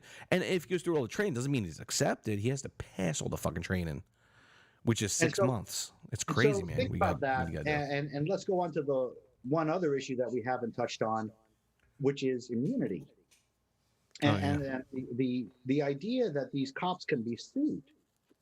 And let's take your friend who has gone through all of this tremendous training. If you add on, if you screw up, your victim, for lack of a better word, can sue you personally. Yeah. who's going to be a cop? Who's going to be a cop? If you have to go through all that training and you risk being shot, and you risk being sued, who's going to be a cop? It's so funny that you said that, because I talked to my brother-in-law. He's a cop, actually, in the town that I live in. And he said to me, he's like, if this shit was going on when he was going through the academy, he's like, I would never went. He's like, I would never went. Because right now, he's like, everybody's against us, or at least the majority of people are against us. You know, New Jersey is a liberal fucking state, right? So he's just like, yeah, dude, I would have to rethink my position if I want to become a cop. And he's 100% right. But luckily in this town, we haven't experienced anything yet. No loot, no rioting. And well, I'm in the suburbs, so I'm pretty safe so far. Oh, I left the city, so I'm in the suburbs too. Yeah, good for you. So I'm in a nice secluded place where nobody can find me, and I'm armed to the teeth. Good for you. Fucking right. God damn. And this is the world we have now, Joe. It's crazy, dude, isn't it, man? It's fucking crazy, the shit that we're living in right now. I'm like, we didn't have to live with this shit, dude, when we were younger. You know, when I was in my 20s, 30s, early 40s, I didn't have to live with this fucking shit. And it's so sad. It's like, and now I got employees, dude, that like, you know, like Black Lives Matter, and like I got employees like, you know, talking about this shit, dude. Like, I tell my employees, dude, stay away from politics, bro. Just stay away. And I see them on my Twitter, dude, like, because they're friends with me on Twitter. I see them like going back and forth with other black employees, like going back about Black Lives Matter. I'm like, dude, just, I know it's your personal Facebook, dude. And we just had fucking sensitivity training at work, which I disagree with, but sexual harassment sensitivity training was called. And we just went through that like 3 weeks ago. We all did. All the employees had to do and everything, dude. Did you get the whole white people are racist thing? No, not nothing. Well, I would call that shit out as a manager, dude. Fuck, I would call it out. No, not like that. But they were just saying, hey, listen, these are political topics you shouldn't talk about with your employees, or even, you know, when you're like off hours, don't talk about with your employees. This and I'm like, fuck that, dude. And I talked to the owner, and my owner is like conservative, hardcore conservative Republican. So like we get along very well. And like most of the employees are actually like Trumpers, dude. They're like, you know, conservative, this and that, most of them. And I'm getting the impression that there's a lot more Trumpers out there than people think. Absolutely. And they don't want anybody to fucking know. And they're gonna vote it. I think so. I don't think I think it was 2016. New Jersey was 54-41. I think it was. Correct me if I'm wrong, chat. I think it was 54-41. And of course, we're a liberal state. Pennsylvania turned, which is weird. But I think Trump's going to win by a good fucking margin, man. I'm not going to lie. I think he is. I got to say, I live in Washington, okay? I live in Washington. The state is blue. The state is not purple. The state is blue. The state is going to go for Biden. My vote literally does Washington not will. And also California 100%. Of course, we know that. Right. So literally, my vote doesn't matter. But it matters so goddamn much to me. It's never mattered more. Yeah. I mean, when I was in New Jersey, I thought it mattered more, but now I really feel like it matters a tremendous amount, but only to me. Yeah. Yeah, true. I agree, man. It's so weird how Civil War. I'm picking fights in the Civil War. Isn't it ridiculous, dude? You got to talk about slavery and fucking civil rights. It's like, come on, dude, we're past that. Let's go, right? Yeah. It's crazy, I don't understand, dude. All the rights that are going on right now, and like the equality going on right now, but apparently there is not equality. The systematic racism and all the shit we talked about tonight. It's like, come on, guys, get your fucking head out of your fucking asses. We have equality. We just don't have equity. Well, yeah, exactly. Yeah. And people say, all right, well, if there's no equity, therefore racism, because all the races are exactly identical, and all the sexes, both the sexes are identical. So any variation from equity is racism or misogyny, which is a lie, which is participation trophy bullshit, because we're all different, and some people are better and some people are worse, and some people do this and some people do that, and some people want something that other people don't. And the importance is not equity at all. The importance is equal opportunity, equality. Yeah. We're all equal partners. We all have an opportunity. We're not going to have an equal opportunity because we're all born in different places, but everybody deserves dignity. Everybody, even at the lowest poverty level, needs to have the opportunity to get out of poverty. Everybody in poverty needs the opportunity to get out of poverty. This isn't hard. No, this is basic humanism. But I feel very strongly that I feel very strongly that we have a classist, not a racist system. Yes. And we have systemic classism all over the place. Okay, in the form of our tax law and in the form of our school system, we have systemic classism, and we need to fix that. We need to help our poor, and that's a humanistic thing to do. Yeah. And I think it's not humanistic to pretend that we have a racist system All votes matter. so that we can solve racism, which isn't actually a problem. No, And racism is not a problem, though. It's a perceived problem. Yeah, exactly. Yeah. They have a perception. There's Correct. a perception of racism, but Yeah. there's nothing holding back people these days. Okay. No. Nope. There's nothing holding back a person, no matter what color you are these days, no matter where you are. Nothing is holding you back because of your race. Nothing is holding. It's just not real. Well, if anything, Dave, like we have to talk about this too. Well, I'll talk about it. It's so funny. Like we talk about all these rights that the minorities have nowadays. Whites don't have nearly, well, not as much as rights. But yeah, remember, there's black colleges that if you can get free education at black colleges and this and that. Imagine if there was a white college, dude, white only. Oh my God, dude, it'd be fucking like crazy. But I have no problem with black colleges. I have zero problem. That's great, dude. If you want to do that, that's fine, dude. If you want to educate and like work on the education system, I'm all for that, bro. I have no problem with that. Yeah. Right? Offer free education to members of the black community. That's a fantastic idea. Let's do that. And they do actually. That's a great idea. Let's expand the fuck out of that. Yeah, Black Lives Matter. Where you Expand at? the fuck out of that. Hey, Yes. Black Lives Matter. Spend some of your fucking money. There you go. That's a Cutbacks. great idea. Let's spend the fuck out of that. Let's get people out of poverty. Let's advance education. I mean, Work on these inner cities. Work on country education. Work on policies. And there's so much thing they could work on. They just this don't want country it. has its problems, but it's good stuff here. Okay, Yeah, it is. There's good stuff in meritocracy. There's good stuff in capitalism, and Never say that word to the progressives, dude. Capitalism. Oh my God, how dare you, Dave? Capitalism is good. If It's very regulated. good. Yeah, it's If very it's good. properly regulated, it's good. In fact, AOC it's fucked way that one better up for than New York City. capitalism. What? I said AOC fucked that up for fucking Amazon in New York City, that I bitch. couldn't believe that. That fucking cunt. I'm like, the average couldn't fucking believe it. wage. The average wage was 95 fucking thousand, dude. I'm like, what did she just fucking say? And then he's like, yeah, I'm pulling out. Fuck you, AOC. It's like, come on. Yeah, why that would was you a do big moment for me, by the way. I was pissed at that, dude. Because that was when my red pilling was just beginning, Oh, okay. and I was really happy about the Amazon deal going to New York, and then they said, "Oh no, it's gone because AOC." AOC, yeah, she And fucking AOC did that, yeah. got on board and said, "Well, we didn't like this because they weren't paying the right amount of taxes or something like that." And I'm like, "This fucking employment, people, humans, human beings, salaries, families," and That's crazy, man. And no, I can't say Donald Trump would have done that. I can say that those people would be employed right now if AOC's seat were filled by Donald Trump or by a Republican. And I think that right now there's a lot of people who are unemployed or underemployed in New York who wouldn't be if not for AOC. And I think that's fucked up. And I remember that being fucked up. And I remember that was like one of the moments when I realized that the left was not on the side of the worker necessarily. Yeah, it's true. That is so true, man. That's what I thought too, man. I'm like, what's the left doing, dude? They're talking about they create all these fucking jobs. And like, no, Trump's creating all these fucking jobs.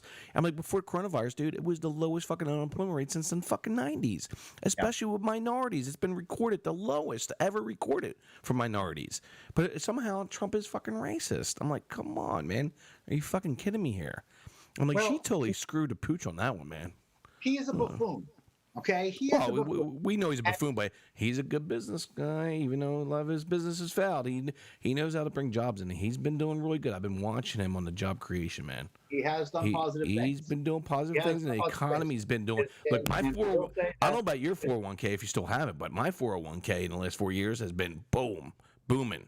Like it went up to, it's been doing really good. I'm like, not so. Well, actually, it came back a little bit. I just checked the other weekend. It's coming back up, which is good. But yeah, I mean that's a bit of a Ponzi scheme, though, right? Because that's the stock market is based on the debt. The debt's building up. True. Sooner or later. Well, it's now building right now after all this fucking PPP loans and shit. Yeah. Yeah, he has made good decisions. He has made good choices. I do support the changes that he's made with NAFTA.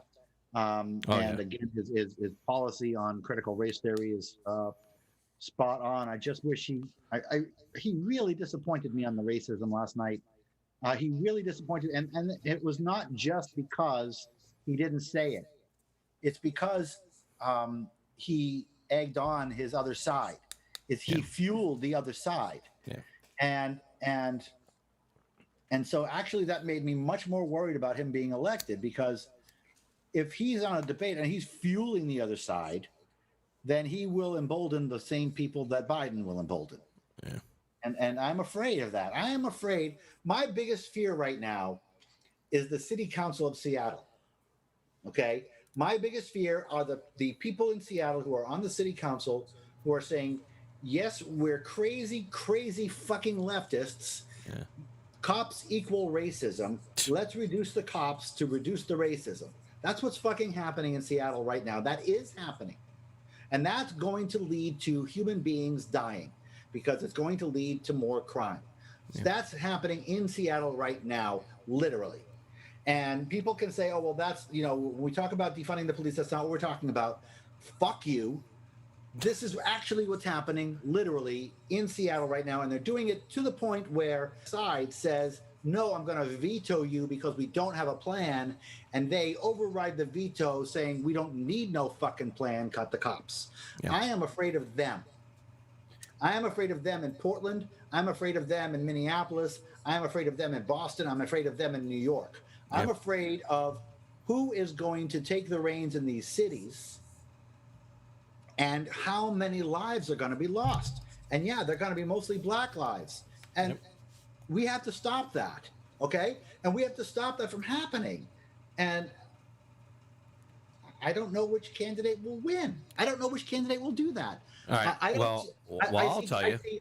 I'll tell you. Yeah. So I think it was Seattle where Trump, I think last month, or I think it was like a month and a half ago, he sent the National Guard. And you know what? Within 24 hours, 48 hours, he stopped looting. He stopped the rioting. Because he sent the national troops in. That's why Trump said to him last night, to Biden, hey, Biden, you would never do that.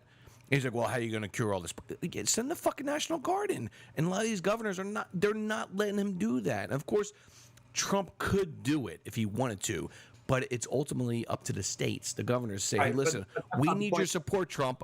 And Seattle's not going to do that. Or Portland, Portland's not going to do that. They've been fucking rioting and looting for fucking over 100 days now, dude.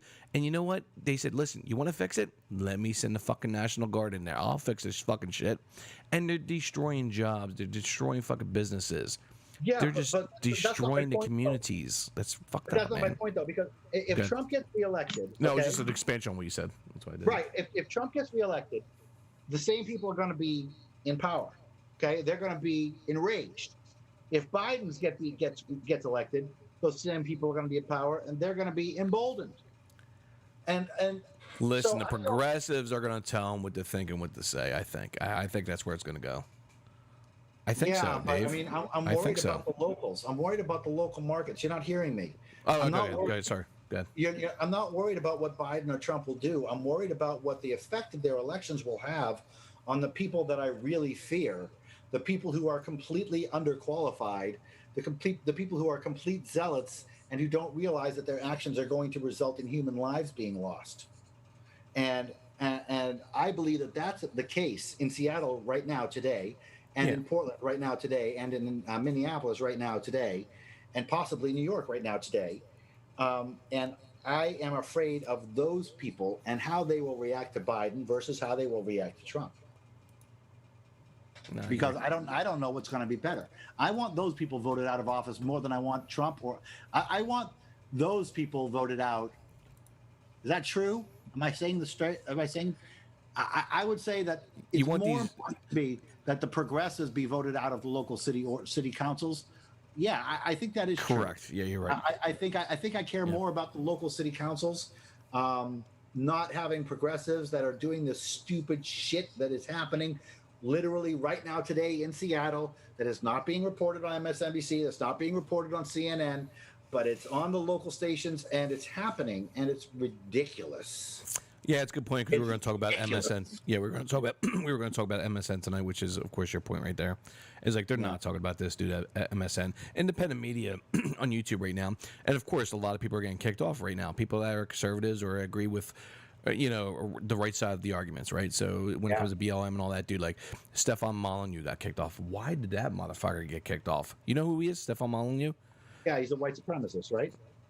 Not even close. But he's No. he's a philosopher. I know you're joking, Dave. But no, he's a really good philosopher, dude. He talks about this stuff. He brings up all these stats. He's a stat guy. He loves stats. He talks about the stats and the reasons why he thinks, and he backs these stats up, dude.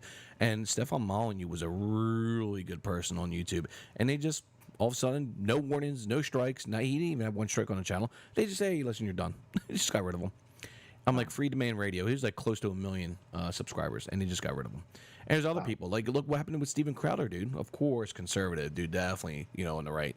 Steven Crowder, dude. Like, he got demonetized, dude. And, like, he has a really good lawyer. So they sued YouTube. And what happened? He got his demonetization back. So he get demonetized right now. So, Good for him. Yeah, of course. It just happened, I think, last month. So, yeah, he's back right now. So that's what happens when you have a good lawyer and you pay probably $100,000 that fucking lawyer to fight for you, against YouTube. And that happened. Stefan Molyneux, I don't think he had that kind of money to do so. He should have, but I don't think he has that kind of money like Steven Crowder does. But that's where we're at right now, dude. And I'm sure Tim Pool is right behind. I'm pretty sure Tim Pool is going to get kicked off of YouTube soon, I would think. Like they're starting to silence a lot of people on the right, conservatives, dude, and it's just a fact. It's just a fact. They're silencing people, dude. And we notice it has been happening for many, a couple of years now, I would think, right? So it's getting really bad on YouTube. It's very scary. So that's why I say we got to watch what we say here tonight. Of course, I want to come back here and do what I want to do here, but it's getting to the point where I'm like, whatever, dude. Yeah. But yeah. All right, Dave, let's end this. Much love to you, man. Thanks for coming out, man. We had a good time tonight, man. It was a really good talk. Joe, man. thanks for having me on. My channel is Firebrand for Good. I could really use all the subscribers I can. Yep. I've got a PayPal. I've got a GoFundMe, or I should say a Subscribe Star. But really, I could really just use some shares, use some help to get my channel off the ground. So that's Firebrand for Good, and my Twitter is Mr. Atheist Pants. And I'm posting all your links right now, man. And I really appreciate. Oh, and by the way, I also sell insurance. So if you need insurance for your business, let me know. I'm not allowed to say the brand anymore. I'm not allowed to say the brand of insurance I sell anymore because the leftist complained to the insurance company, and they came to me and said I cannot do that and link it to that insurance company. Good. Looks like everybody had a good time tonight, man. So that's good. But yeah, I posted your links in the chat, so guys, go check out David Silverman. Thank you so much. On YouTube and thanks to all the viewers. Thanks to all the watchers. I really appreciate you. Yeah, we actually had 170 people through the room, so that's pretty good. Hi everybody. And I think it's gonna get some views, and I'm pretty sure people are gonna like clip us and talk about it. We would think so, especially you, not me, not you. All right. All right, brother. Love you, bro. Have a good night, and I'll be in talk with you in the background here. All right. All right. All right. Have a good night, brother. See you. Take care, man. Bye. All right, guys. David Silverman. That was a good chat, man. That was really good. There's a lot of topics I really LOL good show. Thanks, Taylor. I don't know if you're laughing at the show, but thanks, man. Appreciate that. But let me take a piss real quick, guys. I'm going to play a song, and then I'm going to talk to you guys for a few minutes, and I'm getting the fuck out of here myself, man. So hold on. Let me what the fuck's going on here, dude? All right, let me play a song. I'll be right back, guys. Oh my God, is this Nazi stuff? No, it's not. All right, guys, give me a minute. I'll be right back, all right? Good stuff, Joe. Thanks, Alf Benny. All right, be right back, guys. I want to talk to you guys for a few minutes before I get out of here.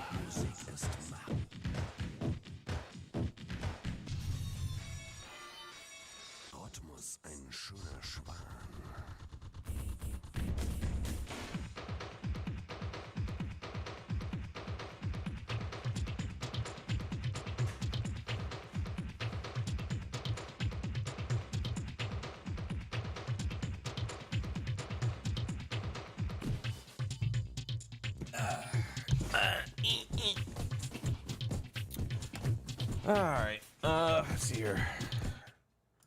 What's going on, you fucking dicks? Nah, love you guys. All right, see here, P. I took a pee. Yeah, I did. Joe P likes a pregnant woman. Of course, fallen angel. Of course I do. But yeah, I thought that was a pretty good chat. The thing with David, though, is he talks so much, dude. It's like, as he's fucking talking, I'm thinking to myself, okay, I got an idea. I want to expand on this idea that he's talking about, as I got an idea. So he has an idea. I want to expand on his idea, but he talks and he's making sense. I'm like trying to listen. I'm like, okay, yeah, I like that. Like, but he keeps on talking to him. I'm like, and then when he's done, I'm like, shit, what the fucking interject with? I was like, what the fuck, bro? That's like, it was funny, dude. But I don't know. I'll talk to Dave on the back end. I'll get one more cigarette since I'm coughing. And yeah, I don't know. Maybe me and Dave will do something. I don't fucking know, dude. It's up to him, not me. Well, it's actually up to me too, because I don't know if I'll have time. Well, I get inventory next month, so I probably would have time to maybe do once a week or every other week. I don't know. We'll see. Haha, Jews always talk so much. Nibosh, shut the fuck up. LOL. Jew's prostate is as big as his brain. Yeah, probably is, dude. Yeah, Tyler, dude. Dave's good people, dude. Yeah, it's a shame what happened to him, dude. Like, I asked him before we started, dude. We chatted for about 15 minutes in the background before we started. I'm like, hey, Dave, dude, you want to talk about what happened to you? And he's like, and I even said to him before he even answered, I'm like, hey, Dave, do you want to talk about what happened? Do we want to leave that in the past? Like, that's something that, of course, consensual. There's nothing to talk about. Do you want to progress forward in your career, maybe on YouTube, and just rebrand yourself with Firebrand? Forget. He's like, yeah, dude. It's like, which he's right, dude. I'm like, I don't want to talk about that shit either, dude. Like, that shit's old hat. And I think Devin Tracy made a good video about that. So Devin interviewed him, I think, at the beginning of the year, and he did good. You know, talking about the situation, because David really didn't come out to talk about it too much, like what happened to him. But you know, he got Me Too'd. It's bullshit, dude. He got Me Too'd, and just like, I feel really bad for the fucking guy, dude, because he had a fucking stellar job, dude. Right? So, I mean, like, what the fuck was that, dude? Did my friend just do this? Yeah, it did. So he had a stellar fucking job, dude. Like a dream job as an atheist, dude. You know, and it's pretty funny that they actually had to walk him out like he was a fucking criminal. It's like so bad. So it's a shame. We didn't even talk about the sanctum. No, we were not going to talk about that. I told Dave I was going to talk about that, which we shouldn't. Like, he's going to leave in the past. Like, there's shit that I've done in the past I want to leave in the past, but you know, it is what it is, guys. You just progress forward, dude. You try to become a better person, learn from your mistakes, which in Dave's case, it wasn't really a mistake. It was consensual, so it's not really a mistake with Dave, but you know, you just move forward, guys, and just, you know, be a better person, and just maybe learn not to trust people. You know what I mean? It's what it boils down to. The people that you trust in the past and everything was all good, but now all of a sudden they try to backstab you. Yeah, that's the type of situation you want to stay away from, right? So it happens, man. Dave can give you a sacrum orgasm. Yeah. Sacrumgasm? Yeah, I'm sure. It's pretty funny because me and Dave talked about the fetish scene, BDSM. And he said he wasn't really into it, the nightlife of it, but he went to a few clubs here and there. But I said, you want to talk about, which I didn't talk about, which I wanted to, but I told him I was a DJ, and I DJ'd all these fetish nightclubs, BDSM clubs. He's like, oh, did you do private parties? I'm like, yeah, dude. It's like, you had a code word. You know what I mean? Like a safe word you had, you know. It was like same thing when you entered these, you know, private fucking, you know, club nights, you had to have a word or an invitation. So I was like, yeah, and I DJ'd them. So it was pretty fun. And he said, like, all these people in that scene, man, they're fucking friendly as fuck, dude. Good people. I mean, like, seriously, you would think you would go to those types of clubs, dude, and people be hitting on you, dude, like, oh, you're cute, whatever. Like, I went there with fucking hot women, and, like, the guys just left her alone, talked to them. They were just civil, dude. They were cool, dude. They weren't hitting on them, dude. Like, not like regular nightclubs where you have all these fucking, like, you know, tank top, you know, muscle guys, muscle heads, and fucking try to be douchebags. I'm like, it's definitely a lot more, I guess it's a lot more, it's cooler, man, when it comes to the underground scene, so. That's why I DJ'd it for so many years. Everybody was cool. I've been a CD joint with a CD joint. I have no fucking clue what that means there, Tyler. Who wants to talk about a crazy bitch in your life? Yeah, Chris, exactly, dude. Like, I'm pretty sure that's what Dave said. Like, I'm not dealing with this fucking shit, dude, anymore. So, go support Dave, dude. He's a good dude, man. Go check out his videos. He came out with a few good videos in the last, I think, month. Pretty good shit, man. So, he's on his way to doing something good, I hope, dude. He needs to get back to relevance, so I don't know. I mean, like, I used to be relevant here years ago with the Skeptic Fence show, dude. I'm like, we had some amazing interviews, man. So I'm like hundreds of people watching. Like we had a few hundred people watching, 400 or 500 people sometimes on some interviews, and it was like really good. But then we just the host and I, we just fucking split, dude. Like we would argue about certain topics, and it got a little toxic. I'm still friends with those guys, of course, dude. I hold no grudges. You guys know that over the years. If you've been following me for many years, 9 years here. 5 years, 4 years, whatever. I hold no grudges against anybody, dude. I speak my mind. That's it, dude. Me and Dark Matter got into it 6 weeks ago on his Twitch channel, dude, and we like had a debate for about 45 minutes. Me and Dark Matter 25, and we went at it, dude. He thinks there's a systematic racism and this and that. Racism is a problem in America, and I'm just like, no, bro, no. So, but I love the guy. He's a good dude. Sex Club's my man. That's right, dude. It was effing fun back in the day. 10 o'clock here. I can spend a little more time with you guys. With some DJs and EDM all night. Yeah, EDM. I DJ EBM, electronic body music. EBM. It's like music from the 90s, 2000s. EBM, electronic body music. I follow you because I hate you, Joe. Fallen Angel, you love me, dude. Shut up, dude. Really, dude? I talk to you quite often, so shut the fuck up on Twitch. Shut the fuck up. You can lose an eye. DM is good people. Dark Matter, yeah, he's good people too. I love Dark Matter, dude. He's a good dude. How can you hate Dark Matter, dude? Like, ideologically, we fucking disagree on many things. Yeah, we agreed on a lot of things back in the day. When it came to atheism and secularism, we agreed a lot, 100% probably on all issues. Like I said to Dave tonight, when Doma, he agreed with me. I was like, Dave, when fucking Doma was overturned, I think it was like 2015, right? And then the big election with Trump and all this shit, dudes, like social issues, they came out, right? So Atheism Plus came out, supporting feminism, and just like splintered, like I told him. And he's like, Joe, you're 100% correct, dude. He's like, that's exactly when it started, man. And splintered everything, and the skeptics went here, skeptics went there, and just like it broke a lot of people up, and the support on many channels just dwindled. They separated, they split. It's what happened back then, But again, you got to recoup and just think about what you want to talk about. You got to be honest. And a lot of people here on the internet, especially when it comes to the left, they're just not fucking honest. And the reason why they're not fucking honest, because they have a brand to uphold. They got a brand that they got to, stay with, They got to keep on talking about the same shit that we talked about for the last fucking 10 years. You know what I mean? Because they don't want to hurt their brand, Just like I told David Silverman tonight. I was like, hey, listen, if you were still with American Atheist, I mean, would you think the way you're thinking today? Think about voting for Trump? And he's like, absolutely fucking not. And that's where a lot of these mainstream, these big YouTubers are at now, dude. The people that are still adhering to the liberal values and just hate Trump. I don't care what you say about Trump. I hate him. Systematic racism, this and that. Like the people, what was those fucking people called? The fucking like Jake and who's the other fucking guy? What was the name of their channel? I hate this motherfucker, Jake. Jake and he became a fucking female. What's his name? Jake and Paulina. What are they called now? Jake and Hugo. Jake and Hugo. Apparently Hugo became Helena. Like he's a female now, or she's a female. Oh, okay, guys. I'm sorry. Pronouns. She's a female now, and like a Jake is like fucking huge. He fucking big time far left progressive. He's a fucking idiot. I'm like everything he fucking says is fucking wrong.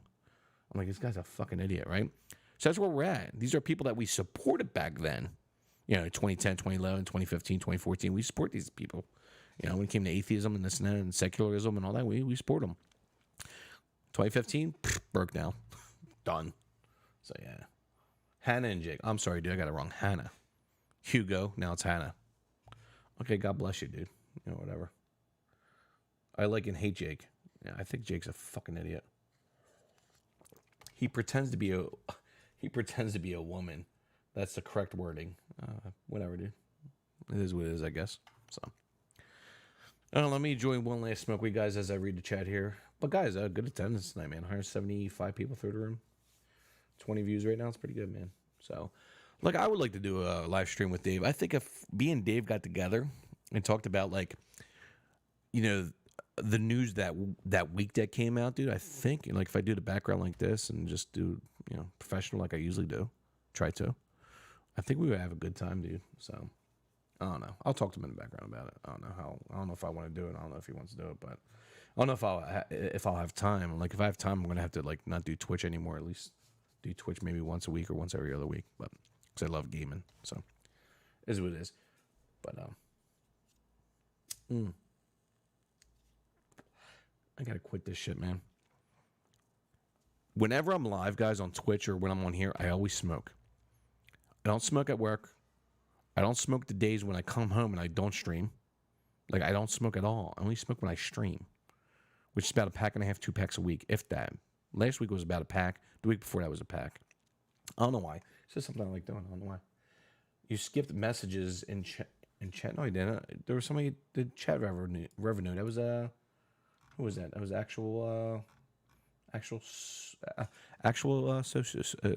social justice. Actual SJ. There we go.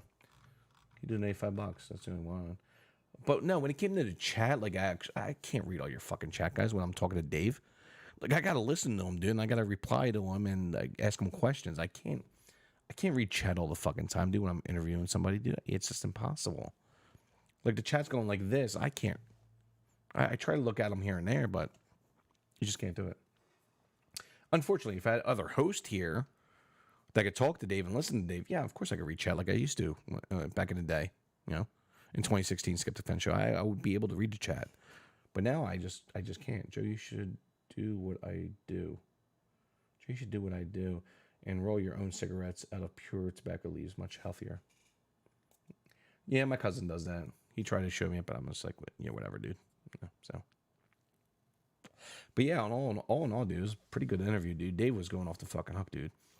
I think Dave, before we went live, I'm like, hey, Dave, dude. For this talk, bro, I got to calm down a little bit, dude, because I might get fucking rowdy. I was like, I'm going to get a Jack and Coke and a fucking beer. He's like, all right, bro. He goes, yeah, I got my wine. So at the end, you could tell Dave was a little tipsy. He like drinking his wine. Like I think he was smoking some weed too. It might have been a cigarette. Who knows? I don't know if he smoked cigarettes. Might have been a cigarette. Who knows? But at the end, he was smoking, which is cool. So I think he saw me smoke. He's like, yeah, fuck, I'm just going to smoke up too. But, Tell me more, Fallen Angel. I can't put my glasses on, dude, because I can't see. Chat looks blurry. But yeah, guys, what do you think about Dave Silverman and Joe, fucking Skeptic Fence show, Firebrand? We could probably make a new show. Well, we probably want to do this show since we have more subscribers. And then a Firebrand Skeptic Fence show. What do you guys think? Talk about fucking, breaking news and shit like that, dude. Hot topics. That week, that'd be fucking awesome, right? You buy filters, yeah. You buy filters, and then also you roll them into filters, yeah. My cousin did that, so I think that'd be pretty cool. Since me and Dave, I guess you could say, sort of align politically. Even though Dave is still, he wants to know what he wants to do. When it comes to the political spectrum. Like he's starting to agree with the right conservatives on many points, and he doesn't want to let go of the liberal viewpoints that he has, which you shouldn't. I don't. I support gay rights, LGBT rights, all that. I'm pro-choice, all that shit, man. So I'm like, they're liberal values, liberal topics, right? So, and Dave, I'm sure, is like that too as well, or supports those as well. But if I was talking about the coolest guys are me and my brother. Shut the fuck up, Nebush. How the fuck are you, man? I haven't seen you in a while. Well, I saw you here last week, but I've been streaming a lot here, but recently I have in the last 2 weeks, but in the last 4 years, 0 to none, dude. None. No. Negative. Nigh. No, guys. But I'm going to finish this cigarette. I'm out of here. I think you should have a weekly conversation with Dave. He's changing his mind out loud for everyone to witness it in real time. It's interesting seeing someone's wheel rolling in real time. Yeah, that's a good point, actually, a Fallen Angel. That's actually a really good point, dude. Like, you saw it tonight, dude. His wheel was turning. He was like, I think about this and I think about that. And Dave was going back and forth, dude, in his head, live, which was really good. It's a good point, actually, Fallen Angel. He was, actually. And he was going back and forth in his head, like, what do you want to say? What does he agree with? What does he disagree with? I think Biden is this. I think Trump is this. And he was going back and forth in his head tonight, which I think is good because he's in the middle of, can I say converting? Are we allowed to use that word nowadays? Converting. Dave's converting. So, I don't know, man. I think he's on the right path. I think we know he's on the right path, and it's just like an issue that he needs to realize and do a little bit more research, like I did back in 2015. You know what I mean?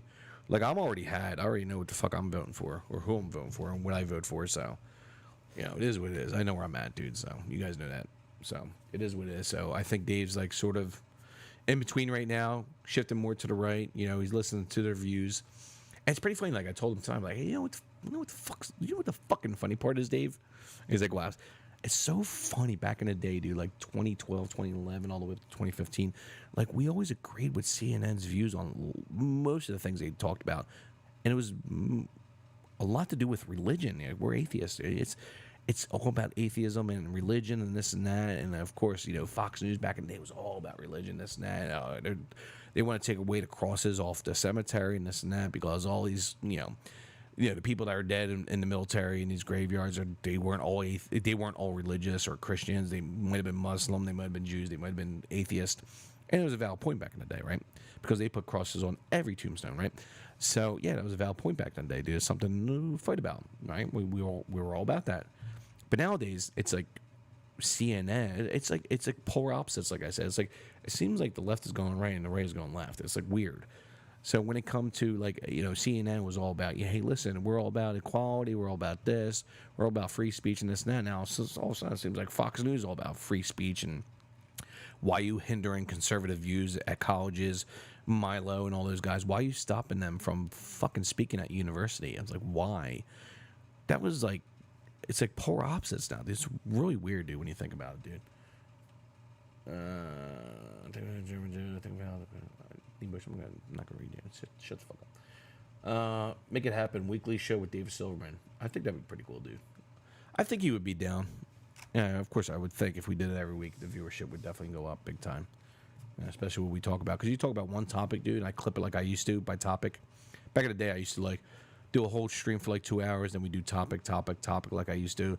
Make the artwork for the fucking topic, clip it. That's the topic we talked about, like I did back in the day. So we had the topics. I think if I did that, you'll get more views on a certain topic like we used to. Like some of the topics you used to get like 4, 5, 6, 10,000 views on. Like Tommy Robinson, I think is up. The interview with Tommy Robinson, I think, is up to like 56,000 views. Like David Silverman, I think is up to 6, 7, 8,000 views. Lawrence Krauss, like 8,000 views. I had a Gad Sad here back in 2016. It was like fucking 28,000 views. I'm like, so if we get back to that platform, which is going to take probably a few months, if not 6 months, to get back to that. But then it really depends on how YouTube's going to look at us too, as well. So we got to watch what we say too, as well, which sucks. But I mean, I don't know. It's just. I'm thinking out loud right now, guys. So, but I think that's shit we just gotta think about, man. So, but what do we got here? Watch time 14 minutes. Where are we at right now? 2 hours. 2 hours and 10 minutes. Wow, that was a long interview. Well, it wasn't really an interview. It was just a talk, and you need to get millions of views per video. I know, Fallen Angel. It's never gonna happen. No, we would have to work really hard at it. But then again, YouTube suppresses channels like this, so. Not right now. They have not suppressed me yet. I got no strikes on this channel, no suppression. All my videos are still up, so no copyrights. Well, I probably have a couple copyrights, but no strikes. But we got to watch what we say. Excuse me. It's so funny because I was watching Dave's video on his Firebrand YouTube channel, and he was interviewing a black guy, a friend of his, and they were talking about systematic racism and all that shit, dude. BLM, and they were saying the N-word. Like, Dave was saying the har-ar fucking N-word. I'm like, dude, Dave, don't say that tonight, bro. Like, I agree. And, don't give words power. I'm all about that. Don't give words power. You should be able to say the N-word. You should be able to say any fucking word. You know what I mean? And it was just so funny. I was just like, dude, he said the N-word, the har-ar, 3-4 times. I'm like, oh, of course. I agree. You should be able to say it, but I'm like, listen, if I'm going to keep my channel on, I really don't want anybody to say it. There's a lot of people that actually still live stream that say the word horror, but, whatever. It is what it is. But I just don't want to get demonetized or anything like that, because I'm monetized right now on this channel, which is, because I still got all my videos up. And I still get a lot of views on this channel, believe it or not, because of the interviews. So once Tommy Robinson becomes relevant again in the news, over in Europe, my fucking video will get 1,000, 5,000 views on it within like a month. So it's that type of thing. So and I still get paid on that video. So watch podcast with Aaron. I don't know who he is. Who is that motherfucker? Isn't that the guy that was going to call David a racist? Didn't he see that name tonight? I think that was the guy, right? Arian Foster. I think that's who he said, right? I forget. I have no idea. You need to work hard to get millions of views, but you're a Guido. So here's that. So there's that. No, I got my glasses on, dude. So there's that.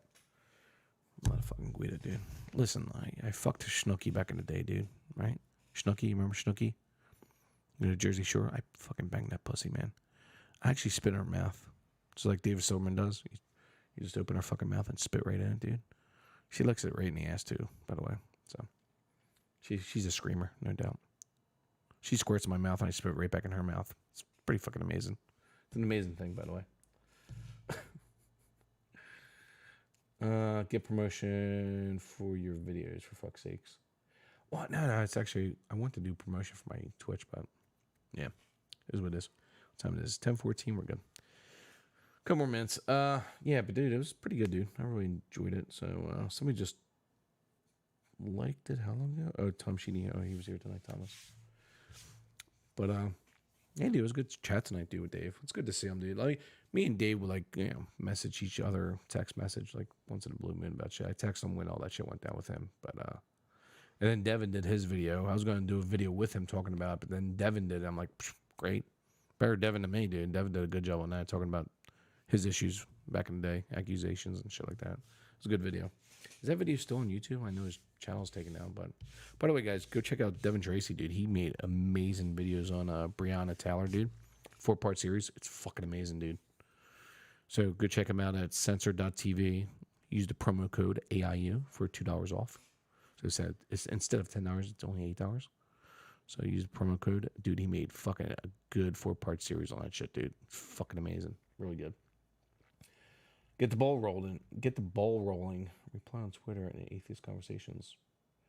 Interact in chats of atheist channels so they check your chat.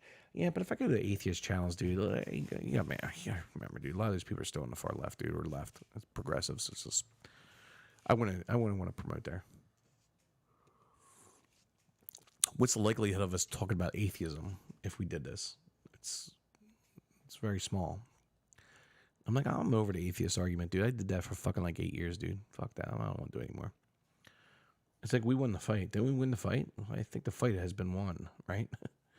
I'm like, Fox News doesn't talk about atheism anymore. It's pretty much done.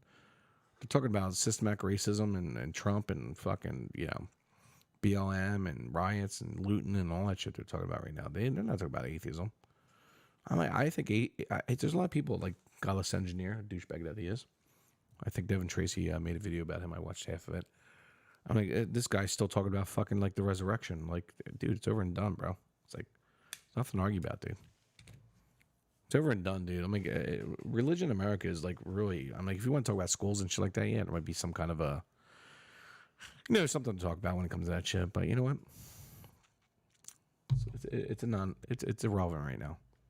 You know, religion, I would think. So a lot of people in the mainstream media is not talking about religion right now. They're not talking about it, dude. Yeah, listen, they're saying, oh yeah, God bless you, God this and Pence and all that shit, dude. They're not gonna touch Roe versus Wade. They're not gonna touch Roe and Wade, dude. They're not gonna touch it. Kavanaugh got accepted and was what, 5-4, 5-4. I'm like, if he really wanted to do something, dude, I'm like, Kavanaugh would have did something, but he didn't. It's not on the table. Just like fucking Trump said last night. He's like, dude, Roe v. Wade, it's not on the table. It's not on the ballot, dude. It's not on the ballot, so we're not talking about it, dude. I'm like, Kavanaugh's been in there for almost a year now, dude. If he wanted to do something, he would have did it by now, I would think. So Roe v. Wade is not going to be touched. And Trump, I would think Trump, who was a liberal, I don't think Trump's going to let that happen. He's not going to let it fucking happen, dude. I seriously don't think it's going to fucking happen. So all these people on the left thinking that Roe v. Wade is going to be touched, it's not going to be touched, man. Even if they vote in this new justice, the Senate, it's not going to happen. I don't see it happening, dude. It's going to destroy the right even more so, I would think. They don't want to go in that direction, the right. They don't want to go in that direction. Talk about atheism is boring. Of course it is, mister. It's fucking I spent way too much time giving a fuck on the subject. You're 100% right, dude. Just like I said, dude. We talked about this topic since what, 2010, 2009, dude. I've been talking about it since 2011, and I'm done with it. I'm just done. It's boring now. Like you said, it's just fucking boring. It's fucking boring, dude. I'm like, how many people you talk about right now that you're an atheist? Like, nowadays you say you're an atheist, people are like, yeah, whatever, dude. You know, back in the day, you would talk to me like 2012, 2013. You say, I'm an atheist. Why are you an atheist, dude? Why? Dude, you can't say you're an atheist, dude. What's wrong with you, bro? It's not like that nowadays, man. That's fucking gone. Gone. It's done. Like, you can say you're an atheist now, dude. I told the owner of my company, dude, he's religious, he's a conservative. And I've been working for him for like 7 years now, dude. And I told him I'm an atheist. He's like, whatever, dude. Maybe if I told him that 7 years ago, I'd be like, oh, really? Why, dude? Like, we would have a fight, argument, friendly fight, civil debate. But no, dude, it doesn't happen nowadays. It's done. That conversation's done, dude. It's boring. You have people like Godless Engineer still talking about it. No, bro. Times change, topics change. We just progress forward. At least we try to progress forward, not in the progressive value or the progressive ideology, but we progress forward in the actual definition of the word progress. We try to move forward. We try to talk about, you know, the hot topics, hot button issues, and we try to, you know, talk about them. Try to be, critical thinking, all that, of course, and we try to be honest with people and tell them, you know, what the truth is. And people don't like to hear truth, so you just gotta keep on nowing it down until people say systematic racism. Well, that's what we're talking about right now, dude. The left's wrong on it, so we just gotta keep with it and promote the truth. You know what I mean, just like we did with atheism, same exact thing we gotta do. So I don't know. Yeah, we need to face the fact that a large group of people are under minimum IQ. I went to bring up IQ tonight with Dave, but I think that might be for a future stream, that topic. I really didn't want to really get in that situation because we were talking about mainly the presidential debate news topics and David Smalley, how much of a douchebag David Smalley is. David Smalley, what a douchebag that fucking guy is. So, but it's even worse in countries with an average IQ below 100. I'm sure. Yeah. Yeah, I talked about the IQ issue back in the day. Well, not back in the day, probably like 3-4 years ago. You know, the bell curve. The bell curve is true, man. I've got to talk to Dave tonight about this. Fuck. Yeah, I work in an urban enterprise zone, dude. So it's mostly, well, not mostly. It's about 45%, 40% minorities, Hispanics, and blacks. And you know, when I go to Wawa, and all of a sudden, dude, it's like, no lie, dude, like 50+% minorities, which is cool. You know, we get along. There's a lot of minorities I work with. I hire minorities. They're good people, dude. They just want to work, dude. They don't care, you know. They don't hate white people. So, white people, they don't hate us, man. So we have a good time, dude. So I'm like, when you work in an environment like that, dude, not the inner cities, but just in that environment, like a suburb city where I work in New Jersey, South Jersey, I mean, like, it's pretty decent like that. So, but I have noticed a little racism towards me going to the stores recently in the last few weeks, month. So yeah, this one black guy walked out, dude. I was ready to grab the door, dude. And he just shut the door on me, dude. And I looked back at me. He just looked at me and just said, psh, and just walked away. I'm like, oh, okay, thanks, bro. Thanks for holding the door for me. Like, I've never experienced that in 7 years working in that area. So, but it's more prevalent. It's more. I have observed that recently. So yeah, it's pretty bad. So not bad yet, but I'm noticing it. So I've noticed a lot of trucks in the area, dude, where I work with Trump flags and shit like that, dude. Pick them up trucks. Yeah, dude. I've noticed a lot of that recently where I work. So yeah. The Bell Curve is an old book. I remember reading it years ago. Yeah, that came out in like 1970 something. Bell Curve. The Bell Curve. Dude, of course, you're not going to search it for me. Yeah, Charles Murray. It was 1994. I thought it was in the 70s. That was 1994. Okay. I thought it was 70s. I don't know why. Yeah, 94. So it's not really years and years ago. Well, actually it is, yeah, when I think about it. So that's, 26 years ago? So, yeah. I read that book a little bit. on Kindle, but I didn't read the whole thing. I really want to read the whole thing. But you think Biden has any chance at all? Didn't look as bad as the debate as I thought he would. No, he's probably on Adderall, of course, but he, like Trump brought up, which we talked about tonight in the beginning of the stream, that he made some mistakes. He did not listen to Trump, and he did not reply to Trump on some issues. I think, which I got here, bullet points. Some of the issues were critical race theory and racial sensitivity training. He was not right on. I'm like, Biden really had nothing to say on that, dude. And what was the other one I had? Of course, Hunter. He bashed him on Hunter. Trump did a good job when Joe claimed Trump and the Republicans have been dividing the country, which is really bad, saying it was racial division. Calling, Trump and his gang fucking racist. And of course, when he brought up, which I want to bring up tonight, dude, like the Proud Boys. And like people need to realize about the Proud Boys. I'm going to say this right now. It's because there's so much hatred towards the Proud Boys. I don't know why. But what I've researched, and I've done a lot of research on the Antifa, BLM, the riots, looting, and also Proud Boys. People need to realize that Proud Boys is a counter reaction towards or for, the shit that's been happening, the destruction of cities in Seattle, Portland, whatever, Missouri. It's like they're a counter reaction towards or for Antifa and Black Lives Matter, dude. Like the shit that's been breaking down recently in the last 6 months to a year. I'm like, they're a counter reaction. So they just want to protect, the suburbs. They want to protect those cities. They want to protect businesses. They want to protect, law enforcement. That's what they're there for. Like TYT says, oh, look at this. A Proud Boy talking to a cop. Wow. Wow, a Proud Boy talking to a cop, guys. Wow, the cops are actually agreeing and siding with Proud Boys. Like that kind of shit, dude. It's like ridiculous. No, they're a counter reaction towards the shit that fucking Antifa and Black Lives Matter have been doing. They're a counter reaction, dude. I don't know why people don't get that, dude.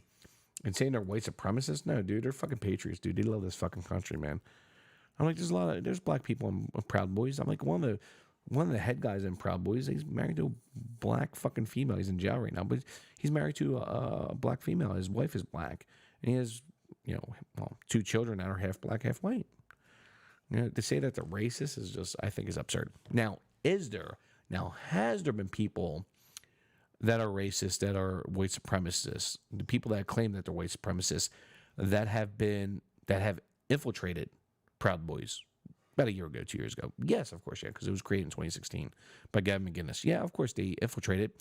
Reason why Gavin McInnes just wanted to get out, but I think they're knocking that. I think they're getting rid of that stigma. So they kicked a lot of those people out that were self-identifying as white supremacists, and they're getting rid of those types of people, or they have been in the last 2 years. So, okay, I'll retract a little bit there, but I just told you what they're doing. So I don't think they're white supremacists. No doubt, they're not. All right, so I just had to backtrack a little bit there because I misspoke a little bit. Because I had to think about that. Joe, whenever you want a book list, hit me up. All right, Fallen Angel. Isn't it systematic? Systemic, not systematic racism. Well, they use both actually. They use systematic and systemic, so which is I'm pretty sure about the same, right? What do you think Trump didn't just condemn white supremacy groups? Well, he has. Trump has condemned white supremacy many times, dude. In interviews and when he was, getting on his fucking plane or whatever it is, helicopter, he denounced it plenty of times, dude. He has. I'm not seeing these groups, but I think he should just have condemned it. I think he did actually last night to a certain point. He didn't say, hey, listen, I condemn and I don't agree with white. I don't think he went there, but I think he hinted at it last night, which I think he will, because I'm pretty sure his advisor will say, look, listen, dude, you really didn't condemn it. People are going to think that you condone it. I'm like, I don't think that's the case. Like, he's actually, I might be able to find a clip here, guys. Trump condemns white supremacy.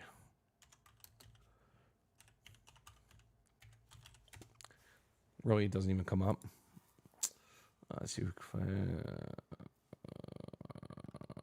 Of course, it's going to be about the debate. Trump condemns white supremacy after groups of... Okay, so this was 3 years ago. Huh.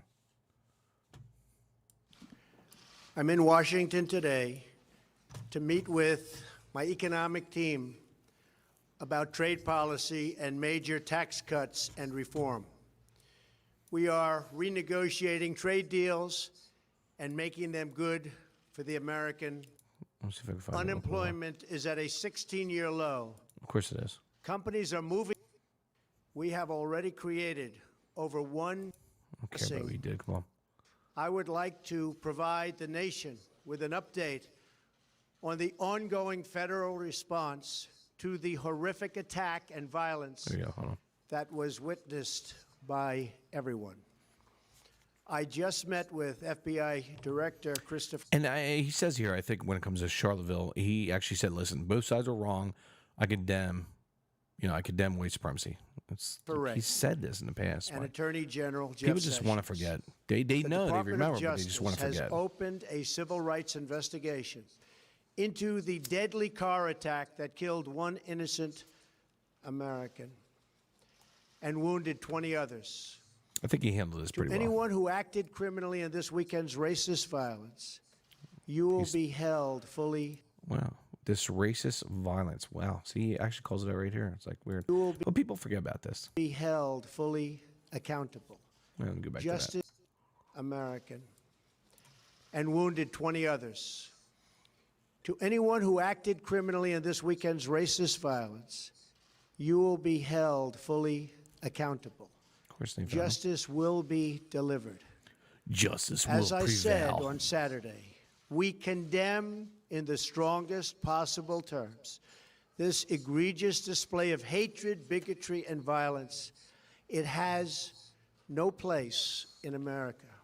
And as I have said many times before, no matter the color of our skin, we all live under the same laws. We all salute People forget this type of shit that he says, right? the same great It's flag. amazing. And we are all made by the same Almighty God. Oh, shut the fuck up with God shit. We must love each other, show affection for each other, and unite together in condemnation of hatred, bigotry, and violence. So funny he talks about racism when it comes to white people, right? So Trump condemns, the white person that did this, calls him racist, a racist attack, right? So Trump came out with this official statement, dude, of course. This was on August 14th, 2017, right? He did this, right? But, when it comes to racist attacks against white people, mainstream media does not call it racist. Biden will never call it racist. Hillary would never call it racist, right? No, so of course not, right? So that's where the bias comes from, dude. Like, there's a double standard here, guys, we need to realize when it comes to the left and the We far must left. rediscover the bonds of love and loyalty that bring us together as Americans. I could definitely Racism is evil, and those who cause violence in its name are criminals and thugs, including the KKK, neo-Nazis, Yeah, I know. white He condemned it. He condemned it supremacists, last night. and other hate groups that Oh, are wait, hold on. There we go. He just said it right here. Hold on. neo-Nazis, white There you go. supremacists, Americans. Racism is evil, and those who cause violence in its name are criminals words. and thugs, including the thugs, KKK, including- neo-Nazis, white including- supremacists, including. and other hate groups that are repugnant to everything. So there you go. Trump condemned it right there. He's like, this is fucking evil, right? But you know what? Biden says, hey, listen, you support white supremacy. Get the fuck out of here. Fucking hinted that, dude. It's like, these people are just so fucking stupid, dude. They just don't realize what he said. Or they refuse what he says. Pretty funny. But then again, when Trump says that back in the day, they will never talk about that. And when Trump brings up, Joe Biden saying to the military, clap, you stupid bastards. Like, yeah, you remember that one? That just came out recently. Like they said, oh yeah, there was a anonymous person that came out and said, well, Trump said this about the military. He doesn't like the military. He hates the military. Anonymous worst, right? There's no video, there's no audio of him saying anything about the military, right? But then when there's a video out that came out a few weeks ago, 2 weeks ago, about Joe Biden saying, clap you stupid bastards. His exact words, clap you stupid bastards. Because they didn't clap because he said something. Like, come on, man. Hey, listen, you could just say, yeah, listen, he was just joking around, whatever, dude. But no, he looked pretty serious when he fucking said it, man. So it's so funny they bring up Trump saying this, and when you find something about Biden saying something equivalent, it's like, yeah, he might have been joking around. Oh, yeah, okay. Anonymous source you're going to go with when it comes to Trump. Anonymous source with Trump. But when we have video of fucking, Biden calling the military stupid bastards, like, okay, well, he might have been joking around. It's so amazing, the double standard and the bias. That's why I got to vote for Trump, dude. Like, I voted for him in 20. That's why. Clap. Please clap. Golf clap. Yeah, it is what it is, dude. So, it's just so funny when it's easy fucking YouTube search, dude. Google search. It's so easy to find this shit out, dude. And these people know this fucking shit, man. It's so funny. That's when you think about this shit, dude, you can always find the other side doing the same thing. Like, so if they say Trump said this, that, grab her by the pussy, whatever, you can always find somebody on the other side saying the same thing or doing the same thing. Anonymous source said Trump hates the military. Oh, well, you can find Biden saying the fucking same thing, saying they were stupid bastards. Like, come on, man. Come on, bros. It's just like, it's amazing the hate train against Trump, dude, coming from the progressive, dude. But then when you prove him wrong, dude, it's just like, any reaction? No counter reaction? No. Got nothing to say. No response to the facts? No? Oh, okay. That's what I thought. Right in the ether. They're gone. They step behind the fucking shadows. What did he just say? Oh, God. Step behind this fucking green screen, bro. That's what it falls. That's what it comes to. I don't know. All right, guys. Almost 11 o'clock here. 10:30. I'm out here, dude. It was a good night tonight, guys. Thanks for all your support tonight, man. So we're at 200 views tonight. 200 views. 200 people watching tonight. Over 200, and we sustained 24 viewers max. So that's good. Thanks, guys, for your support. It's our first really official fucking live stream interview back on the Skeptic Fence show, guys. I'm going to try to stay with this at least once, maybe twice a week, doing live streams. So make sure you guys follow right down below, Twitter, Skeptic Fence. Go hit a like on that or a follow on that, and then you'll see me post some live shows there with times, and then we'll try to do it. I might do it this weekend, Saturday or Sunday. No, not Sunday. Let's do not Friday, Saturday. I'll do Saturday night. All right, Saturday night we'll do a live stream. I'll see what the hot buttons are, hot topics are, and then we'll talk about them. So, all right, boys and girls, thank you very much for showing up. I'm done. I'm out of here. I'm tired. You guys have a good night. Have a good rest of the week, and love you guys. Thanks for showing up tonight, and much love, guys. Share this video around with Dave Silverman tonight, and it's pretty good talk, man. I really enjoyed it, man. It was a good time, man. And guys, thank you very much. Much love. Out here. Goodbye. I know there's like 20-second, 30-second delay, so I gotta sit here and say. Anybody say anything?